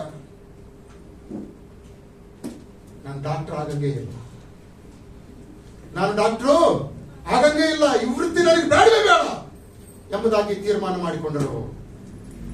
ಆದ್ರೆ ಪರಿಶುದ್ಧಾತ್ಮ ದೇವರು ಬಿಡ್ಲಿಲ್ಲ. ಮಗ ಹಗಲು ರಾತ್ರಿ ಅವರ ಅಣ್ಣಂದಿರು ಹೇಳಿದಂತ ಮಾತನ್ನ ಆಕೆ ಕಿವಿಯಲ್ಲಿ ಬೀಳುವಂತೆ ಮಾಡ್ತಾ ಇದ್ರು. ದೇವರ ಸ್ವರೂಪದಲ್ಲಿ, ದೇವರ ಹೋಲಿಕೆಯಲ್ಲಿ ಉಂಟಾದಂತ ಮಕ್ಕಳನ್ನ ಡ್ಯಾಡಿ ಅವ್ರ ಹೊಟ್ಟೆಯೊಳಗಿಂದ ತೆಗೀತಾ ಇದ್ದಾನೆ. ಸ್ವಾಮಿ, ನಿಜನೇ, ಆದ್ರೆ ಆ ರೀತಿಯಿಂದ ತೆಗೆಯೋದ? ಮಗಳೇ, ಬೇರೆ ಏನಾದ್ರೂ ದಾರಿ ಇದೆಯಾ? ಯಾಕೆ ನೀನು ಸಂಶೋಧನೆ ಮಾಡಬಾರ್ದು? ಯಾಕೆ ನೀನು ಅದ್ರ ಬಗ್ಗೆ ವಿಚಾರ ಮಾಡಬಾರ್ದು? ಯಾಕೆ ನೀನು ಅದ್ರ ಬಗ್ಗೆ ಕಲಿಯಬಾರ್ದು ಎಂಬುದಾಗಿ ಹೇಳಿದಾಗ ಐಡಾ ಸೋಫಿಯಾ ಸ್ಕಡ್ಡರ್ ತಕ್ಷಣವೇ ಎದ್ದು ಅವ್ರ ಡ್ಯಾಡಿ ಹತ್ರ ಹೋಗ್ತಾಳೆ. ಮೆಡಿಸಿನ್ ಕಲಿಸ್ಕೊಡ್ರಿ ಅಂತ ಹೇಳಿದ್ರು. Hallelujah, hallelujah, hallelujah. ಅಮೆರಿಕದಿಂದ ಮೆಡಿಸಿನ್ ಕಲಿತು ಬಂದಂತ ಐಡಾ ಸೋಫಿಯಾ ಸ್ಕಡರ್ ಅಂತಕ್ಕಂಥವರು 1900ನೇ ಇಸ್ವಿಯಲ್ಲಿ ಮೊಟ್ಟ ಮೊದಲನೆಯ ಶಸ್ತ್ರಚಿಕಿತ್ಸೆಯನ್ನು ಮಾಡಿದ್ರು. ಅದು ಹೇಗೆ ಅಂತ ಹೇಳೋದಾದ್ರೆ ಆಧುನಿಕ ಉಪಕರಣದಿಂದ ಪ್ರಿಯರೇ, ಆಧುನಿಕ ಉಪಕರಣದಿಂದ ಮೊಟ್ಟ ಮೊದಲನೇದಾಗಿ ಆ ಎಮ್ಮನೆ ಹೆಣ್ಣು ಮಕ್ಕಳನ್ನ ನರ್ಸ್ಗಳನ್ನಾಗಿ ಅಪಾಯಿಂಟ್ಮೆಂಟ್ ಮಾಡಿಕೊಂಡಂತವರು. ಅವರು ಸ್ಥಾಪನೆ ಮಾಡಿರ್ತಕ್ಕಂಥ CMC ಆಸ್ಪತ್ರೆಯನ್ನ ಮಹಾತ್ಮ ಗಾಂಧೀಜಿ ಅವರು ಉದ್ಘಾಟನೆ ಮಾಡಿದ್ದಾರೆ. ಪ್ರಪಂಚದಲ್ಲಿ 2ನೆಯ ಅತಿ ದೊಡ್ಡದಾದಂತಹ ಆಸ್ಪತ್ರೆ. ನಿನ್ನ ನೆರೆಯವನನ್ನು ನಿನ್ನಂತೆ ಪ್ರೀತಿಸು. ಅನೇಕ ಜನ ಇವತ್ತಿನ ದಿವಸದಲ್ಲಿ ಭಯಂಕರವಾದಂತಹ ಪರಿಸ್ಥಿತಿಯಲ್ಲಿ ನೋಡತಕ್ಕಂಥವರಾಗಿದ್ದಾರೆ. ಯೆಶಾಯನ ಪುಸ್ತಕ 51 ಒಂದು ವಚನ ನೋಡ್ರಿ, ನಮ್ಮ ಮೈಯೆಲ್ಲ ಹಂಗೆ ರೋಮಗಳು ಎದ್ದು ನಿಂತುಕೊಳ್ಳುವಂತವುಗಳಾಗಿದೆ. ಈ ರೋಮಾಪುರದ ಯೆಶಾಯನ ಬರೆದ ಪುಸ್ತಕ 51 ಅದರಲ್ಲಿರ್ತಕ್ಕಂಥ ಒಂದು ವಚನವನ್ನು ನೋಡ್ಕೊಳ್ಳೋಣ. ದಯಮಾಡಿ ಯಾರಾದ್ರೂ 6ನೇ ವಚನ ಓದ್ರಿ. ನಿಮ್ಮ ಕಣ್ಣುಗಳನ್ನು ಮೇಲಕ್ಕೆತ್ತಿ ನೋಡ್ರಿ. ನೋಡಿರಿ, ಹಾ. ಕೆಳಗೆ ಭೂಮಂಡಲವನ್ನು ನೋಡ್ರಿ. ಆಕಾಶವು ಹೊಗೆಯಂತೆ ಚದುರಿ ಹೋಗ್ತಾ ಇದೆ. ವಸ್ತ್ರದ ಹಾಗೆ ಜೀರ್ಣವಾಗುವುದು. ನಾವು ನೋಡ್ತಾ ಇದ್ದೇವೆ, ಭೂಮಿ ಜೀರ್ಣದ ಹಾಗೆ, ವಸ್ತ್ರದ ಹಾಗೆ ಜೀರ್ಣವಾಗುವುದು. ಭೂನಿವಾಸಿಗಳು ಸೊಳ್ಳೆಗಳ ಬಾಧೆಯಲ್ಲಿ ಸಾಯುವರು. ಭೂನಿವಾಸಿಗಳು ಹೆಂಗ್ ಸಾಯ್ತಾ ಇದಾರೆ? ಸೊಳ್ಳೆಗಳ ಬಾಧೆಯಲ್ಲಿ ಸಾಯ್ತಾ ಇದ್ದಾರೆ. Dying like a mosquitoes, dying like a mosquitoes. ನಿಮ್ಮಲ್ಲಿ ನನ್ನ ಪ್ರೀತಿಯ ಮನವಿ, ಲಾಸ್ಟ್ ಟೈಮ್ ಕೂಡ ನಾನು ಹೇಳಿದ್ದೆ, ಆಸ್ಪತ್ರೆಗಳನ್ನು ಸಂಧಿಸ್ರಿ, ಅನಾಥಾಶ್ರಮಗಳನ್ನು ಸಂಧಿಸ್ರಿ, ವೃದ್ಧಾಶ್ರಮಗಳನ್ನು ಸಂಧಿಸ್ರಿ, ಅಲ್ಲಿರ್ತಕ್ಕಂಥಗೋಸ್ಕರವಾಗಿ ಪ್ರಾರ್ಥನೆ ಮಾಡ್ರಿ, ದೇವರ ವಾಕ್ಯವನ್ನು ತಿಳಿಸ್ರಿ, ಸಹಾಯ ಮಾಡ್ರಿ ಎಂಬುದಾಗಿ ಈಗಲೂ ಕೂಡ ಹೇಳ್ತೀನಿ ಪ್ರಿಯರೇ. ನೀವು ನಿಮ್ಮ ಆಸ್ಪತ್ರೆಯನ್ನು ಸಂಧಿಸ್ರಿ, ಎಮರ್ಜೆನ್ಸಿ ವಾರ್ಡ್ ಅನ್ನು ಸಂಧಿಸ್ರಿ. ರಾತ್ರಿ 12 ಗಂಟೆಗೆ ವಿಚಿತ್ರವಾದಂತ ಕೇಸುಗಳಲ್ಲಿ ಬರ್ತವೆ. ವಿಚಿತ್ರವಾದಂತ ಕೇಸುಗಳು. ಚಾಕುದಿಂದ ನೋಡಿರ್ತಾರೆ, ಕಿವಿ ಎಲ್ಲೋ ಬಿದ್ದಿರ್ತದೆ, ಹಂಗೆ ಹಿಡ್ಕೊಂಡು ಬಂದಿರ್ತಾರೆ. ಕತ್ತಿಯಿಂದ ಕತ್ತರಿಸಿರ್ತಾರೆ, ಕೈ ಒಂದ್ ಕಡೆಗೆ, ಕಾಲು ಒಂದ್ ಕಡೆಗೆ ಬಿದ್ದಿರ್ತದೆ, ಕೈ ಕಾಲು ಇಲ್ಲದಿರ್ತಕ್ಕಂಥ ದೇಹಗಳನ್ನು ಹಂಗೆ ತಗೊಂಡು ಬಂದಿರ್ತಾರೆ. ಹೊಟ್ಟೆಯಲ್ಲಿ ಚಾಕು ಹಾಕಿರ್ತಾರೆ, ಚಾಕು ಸಮೇತ ಆ ವ್ಯಕ್ತಿಯನ್ನು ಹಾಗೆ ತಗೊಂಡು ಬಂದಿರ್ತಾರೆ. ನಾನು ಕಣ್ಣಾರೆ ಕಂಡಂತ ವಿಷಯ.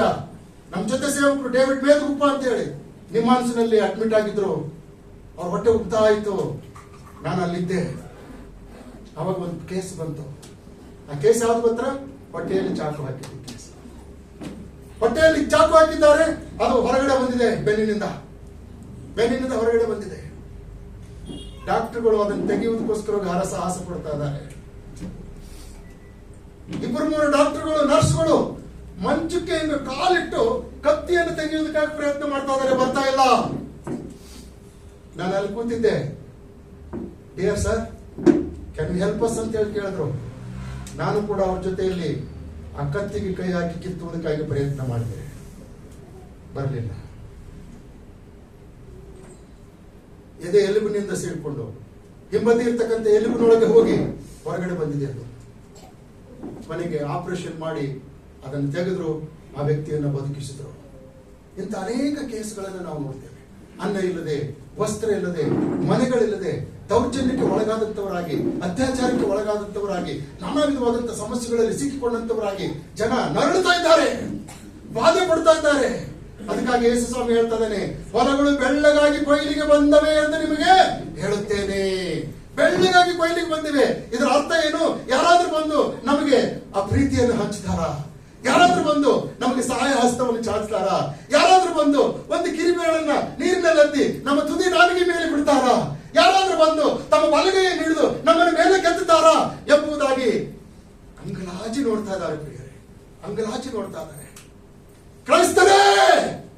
ಕ್ರೈಸ್ತ ಸಭೆಯನ್ನು ಹೊರತುಪಡಿಸಿ ಈ ಕಾರ್ಯ ಲೋಕದ ಅನೇಕರು ಮಾಡ್ತಾ ಇದ್ದಾರೆ, ಇಲ್ಲ ಅಂತ ಹೇಳಿಲ್ಲ. ಆದ್ರೆ ಅವರನ್ನು ಬದುಕಿಸಿ ಮತ್ತೆ ಸಾಯುವಂತೆ ಮಾಡ್ತಾರೆ. ಏನ್ ಮಾಡ್ತಾರೆ? ಬದುಕಿಸ್ತಾರೆ, ಮತ್ತೆ ಸಾಯುವಂತೆ ಮಾಡ್ತಾರೆ. ಆದ್ರೆ ನೀವು ನಾನು ಅವರನ್ನು ಬದುಕಿಸಿದ ಮೇಲೆ ಯೇಸುವಿನ ಜೀವವುಳ್ಳ ವಾಕ್ಯ ಕೊಟ್ರೆ ಅವರು ಶಾಶ್ವತವಾಗಿ ಬದುಕುತ್ತಾರೆ. ಹಲ್ಲೆಲೂಯಾ! ನಾನು ಅವುಗಳಿಗೆ ಜೀವವೂ ಇರಬೇಕೆಂತಲೂ ಸಮೃದ್ಧಿಯೂ ಇರಬೇಕೆಂತಲೂ ಬಂದೆನು. ಎಸ್, ಅಂತ ಒಂದು ಕಾರ್ಯ ನೀವು ನಾನು ಮಾಡಬೇಕು ಅನ್ನುವಂಥ ಉದ್ದೇಶಕ್ಕೋಸ್ಕರವಾಗಿ ದೇವರು ನನ್ನನ್ನು ನಮ್ಮನ್ನು ನಿಮ್ಮ ನೆರೆಯವರನ್ನ ಪ್ರೀತಿಸಿರಿ ಎಂಬುದಾಗಿ ತಿಳಿಸಿದ್ದಾನೆ. ಸತ್ಯವೇದದಲ್ಲಿ 2 ಘಟನೆಗಳು ಬರೆಯಲಾಗಿವೆ. ಒಂದು, ತನ್ನ ನೆರೆಯವನನ್ನ ಪ್ರೀತಿ ಮಾಡದೇ ಇರತಕ್ಕಂತ ಒಬ್ಬ ವ್ಯಕ್ತಿ, ಅವನು ಯಾರು ಗೊತ್ತಾ? ಭೋಗ ಪುರುಷ. ಯಾರವನು? ಭೋಗ ಪುರುಷ. ಎರಡನೇದಾಗಿ, ಪ್ರೀತಿ ಮಾಡಿದಂತ ವ್ಯಕ್ತಿ ಯಾರವನು? ಕರುಣೆಯುಳ್ಳ ಸಮಾರ್ಯದವನು. ಪ್ರಿಯ ದೇವರ ಮಕ್ಕಳೇ, ಕೀರ್ತನೆಗಳ ಪುಸ್ತಕದಲ್ಲಿ ಒಂದು ವಾಕ್ಯವನ್ನು ನಾವು ನೋಡ್ತೇವೆ. ದಯಮಾಡಿ ಆ ವಾಕ್ಯವನ್ನು ಓದ್ಕೊಂಡು 2 ವಚನ ಓದ್ಕೊಂಡು ನಾವು ಮುಂದೆ ಹೋಗೋಣ, ಮುಕ್ತಾಯ ಮಾಡೋಣ. ಕೀರ್ತನೆಗಳಲ್ಲಿ ಸಾಮ್ 33, ಕೀರ್ತನೆಗಳಲ್ಲಿ 33. ದಯಮಾಡಿ ಯಾರಿಗೆ ಸಿಗ್ತದೋ ಅವರು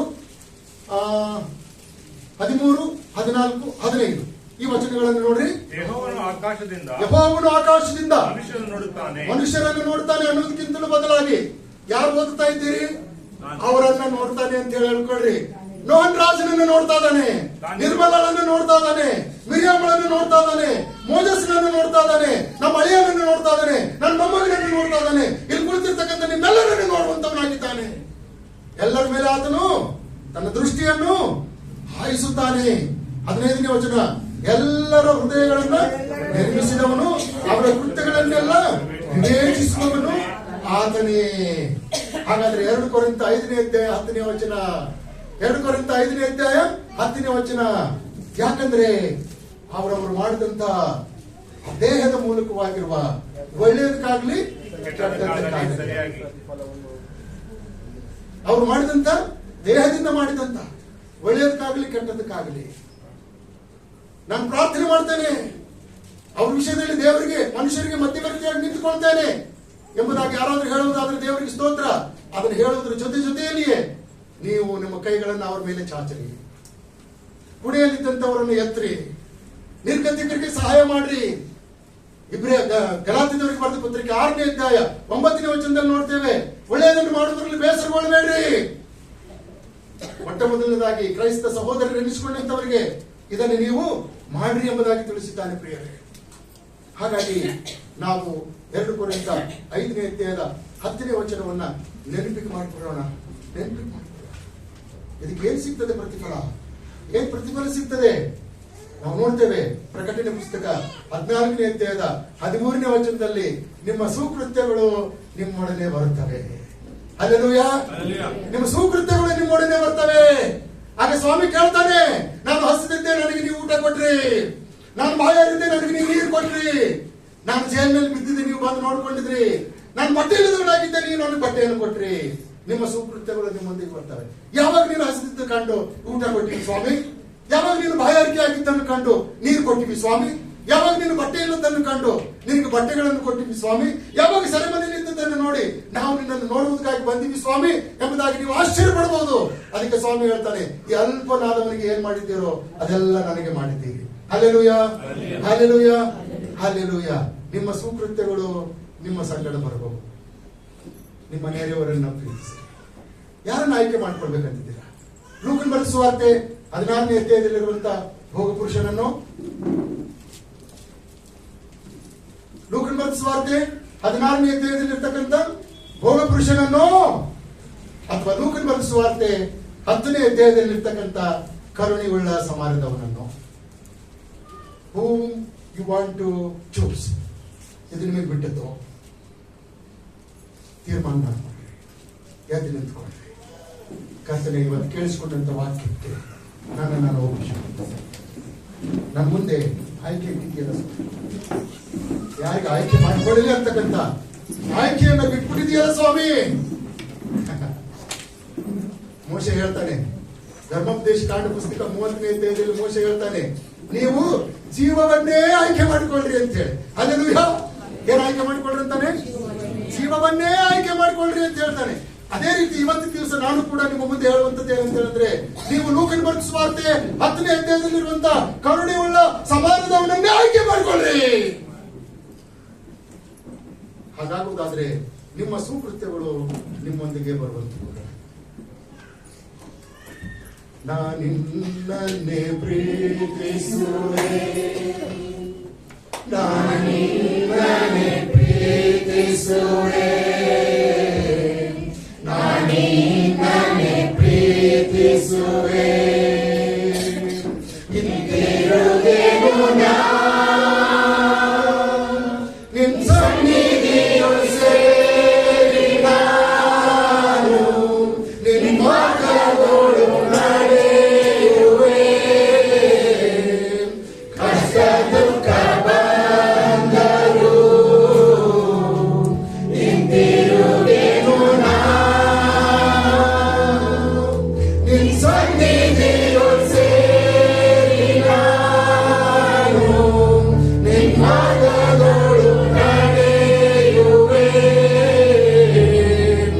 ಕಷ್ಟ ದುಃಖ ಬಂದರು ಹಿಂತಿರುಗೇನು ನಾ, ಹಿಂತಿರುಗೇನು ನಾ, ಹಿಂತಿರುಗೇನು ನಾ. ಪ್ರೀತಿಯುಳ್ಳ ದೇವರೇ, ಲೋಕದ ರಕ್ಷಕನೇ, ನಾವು ಪಾಪಿಗಳಾಗಿದ್ದಾಗಲೂ, ನಾವು ಅಶಕ್ತರಾಗಿದ್ದಾಗಲೂ, ನಿನಗೆ ವೈರಿಗಳಾಗಿದ್ದಾಗಲೂ ನೀನು ನಮ್ಮನ್ನು ಪ್ರೀತಿ ಮಾಡಿದೆ. ಆ ಪ್ರೀತಿಯನ್ನು ಕಲ್ವಾರಿ ಶಿಲುವೆ ಮೇಲೆ ಸಿದ್ಧಾಂತಪಡಿಸಿದಿ ಸ್ವಾಮಿ. ಕುರಿಮರಿಯ ರಕ್ತದಿಂದಲೋ ಎಂಬಂತೆ ನಿನ್ನ ನಿಷ್ಕಳಂಕವಾದಂತಹ ಪವಿತ್ರವಾದಂತಹ ರಕ್ತದಿಂದ ನನ್ನನ್ನು ನಮ್ಮನ್ನು ತೊಳೆದು ಶುದ್ಧೀಕರಿಸಿ ನಾವು ಕಳೆದುಕೊಂಡಂತಹ ದೇವರ ಸ್ವರೂಪವನ್ನ, ನಾವು ಕಳೆದುಕೊಂಡಂತಹ ದೇವರ ಹೋಲಿಕೆಯನ್ನ ಪುನಃ ನಾವು ಪಡ್ಕೊಂಡಂತವರಾಗಿ ತಂದೆಯಾದ ದೇವರೊಂದಿಗೂ ನಿನ್ನೊಂದಿಗೂ ನೀನು ಸ್ಥಾಪಿಸಿದ ಈ ಅದ್ಭುತವಾದಂತಹ ಮೊದಲಿಗಿತ್ತಿ ಎಂಬ ಸಭೆಯೊಂದಿಗೂ ಸಮಾಧಾನದಿಂದಿತ್ತು, ಅನ್ಯೋನ್ಯತೆಯಿಂದಿತ್ತು ಜೀವಿಸುವಂತೆ ಸಹಾಯ ಮಾಡುತ್ತಾ ಇದೆಯಲ್ಲ, ಅದಕ್ಕಾಗಿ ಸ್ತೋತ್ರ. ಇವತ್ತು ನಮ್ಮ ಸುತ್ತಮುತ್ತಲಿದ್ದಂತ ನಮ್ಮ ನೆರೆಯವರು ಕರ್ತನೆ ಈ ಆಶೀರ್ವಾದದಿಂದ ವಂಚಿತರಾಗಿದ್ದಾರೆ. ಅದೆಷ್ಟೋ ಕಷ್ಟ ನಷ್ಟಗಳನ್ನು ಅನುಭವಿಸ್ತಾ ಇದ್ದಾರೆ, ಸಾವು ನೋವುಗಳ ಮಧ್ಯದಲ್ಲಿ ಜೀವಿಸ್ತಾ ಇದ್ದಾರೆ. ಉಂಡುಂಟು ಸುಖವಾಗಿದ್ದಿರಬಹುದು, ಆಡಂಬರದಿಂದ ಜೀವಿಸ್ತಕ್ಕಂಥವರಾಗಿದ್ದಿರಬಹುದು, ಮನೆ ಮಠಗಳನ್ನು ಕಟ್ಟಿಕೊಂಡಂತವರಾಗಿದ್ದಿರಬಹುದು, ದುಬಾರಿಯಾದಂತಹ ಕಾರುಗಳಲ್ಲಿ ಓಡಾಟವನ್ನು ಮಾಡತಕ್ಕಂಥವರಾಗಿದ್ದಿರಬಹುದು, ಹೆಚ್ಚು ಬೆಲೆಯುಳ್ಳಂತ ಆಭರಣಗಳನ್ನು ಧರಿಸಿಕೊಂಡಂತವರಾಗಿದ್ದಿರಬಹುದು, ಮೃಷ್ಟಾನ್ನ ಭೋಜನವನ್ನ ಊಟ ಮಾಡತಕ್ಕಂಥವರಾಗಿದ್ದಿರಬಹುದು. ಆದರೆ ರಕ್ಷಣೆ ಇಲ್ಲದೆ ಸಾಯುತ್ತಾ ಇದ್ದಾರೆ ಕರ್ತನೆ. ಸೊಳ್ಳೆಗಳ ಓಪಾದಿಯಲ್ಲಿ ಈ ಲೋಕದಲ್ಲಿ ಜನ ಈ ಲೋಕವನ್ನು ಬಿಡ್ತಾ ಇದ್ದಾರೆ ಕರ್ತನೆ. ಅಂತವರನ್ನ ನೀನು ಪ್ರೀತಿ ಮಾಡು ಎಂಬುದಾಗಿ ತಿಳಿಸ್ತಾ ಇದೆಯಲ್ಲ, ನಿನ್ನಂತ ಪ್ರೀತಿ ಸ್ವರೂಪರು ಈ ಲೋಕದಲ್ಲಿ ಇನ್ನಾರಿದ್ದಾರೆ ಸ್ವಾಮಿ. ನೀನು ಮಾತಿನಿಂದ ಪ್ರೀತಿ ತೋರಿಸಲಿಲ್ಲ, ಬದಲಾಗಿ ಕೃತ್ಯದಿಂದ ಪ್ರೀತಿಯನ್ನು ತೋರಿಸಿದಿ ಸ್ವಾಮಿ. ಹಾಗೆಯೇ ನೀನು ನನಗೂ ನಮಗೂ ತಿಳಿಸ್ತಾ ಇದ್ದಿ, ನನ್ನನ್ನು ಪ್ರೀತಿಸುವರಾದರೆ ನನ್ನ ಆಜ್ಞೆಗಳನ್ನು ಕೈಕೊಂಡು ನಡೆಯುತ್ತೀರಿ ಎಂಬುದಾಗಿ. ಅಪ್ಪ, ನಿನ್ನ ಆಜ್ಞೆಯನ್ನು ಕೈಕೊಂಡು ನಡೆಯುವಂತೆ ನನಗೂ ನಮ್ಮೆಲ್ಲರಿಗೂ ಸಹಾಯ ಮಾಡು. ಪ್ರಾರ್ಥನೆ ಕೇಳಿದ್ದಕ್ಕಾಗಿ ಸ್ತೋತ್ರ. ನಮ್ಮೆಲ್ಲರನ್ನ ನಿನ್ನ ಕರೆಗಳಲ್ಲಿ ಒಪ್ಪಿಸಿಕೊಟ್ಟು ಈ ಪ್ರಾರ್ಥನೆಯನ್ನು ಯೇಸು ಕ್ರಿಸ್ತನ ನಾಮದಲ್ಲಿ ದೀನತೆಯಿಂದ ಬೇಡಿ ಹೊಂದಿದ್ದೇವೆ ನಮ್ಮ ತಂದೆಗೆ.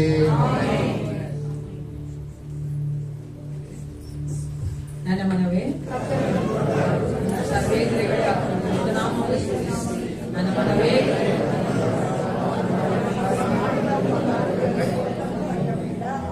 ನಮ್ಮ ಕರ್ತನಾದ ಯೇಸು ಕ್ರಿಸ್ತನ ಕೃಪೆಯು, ತಾಯಿ ದೇವರ ಪ್ರೀತಿಯು, ಪರಿಶುದ್ಧಾತ್ಮ ಅನ್ಯೋನ್ಯತೆಯು, ಸಹವಾಸವು, ಸಹಾಯವು ಸದಾಕಾಲ ಮೇಲೊಟ್ಟಿಗಿರಲಿ.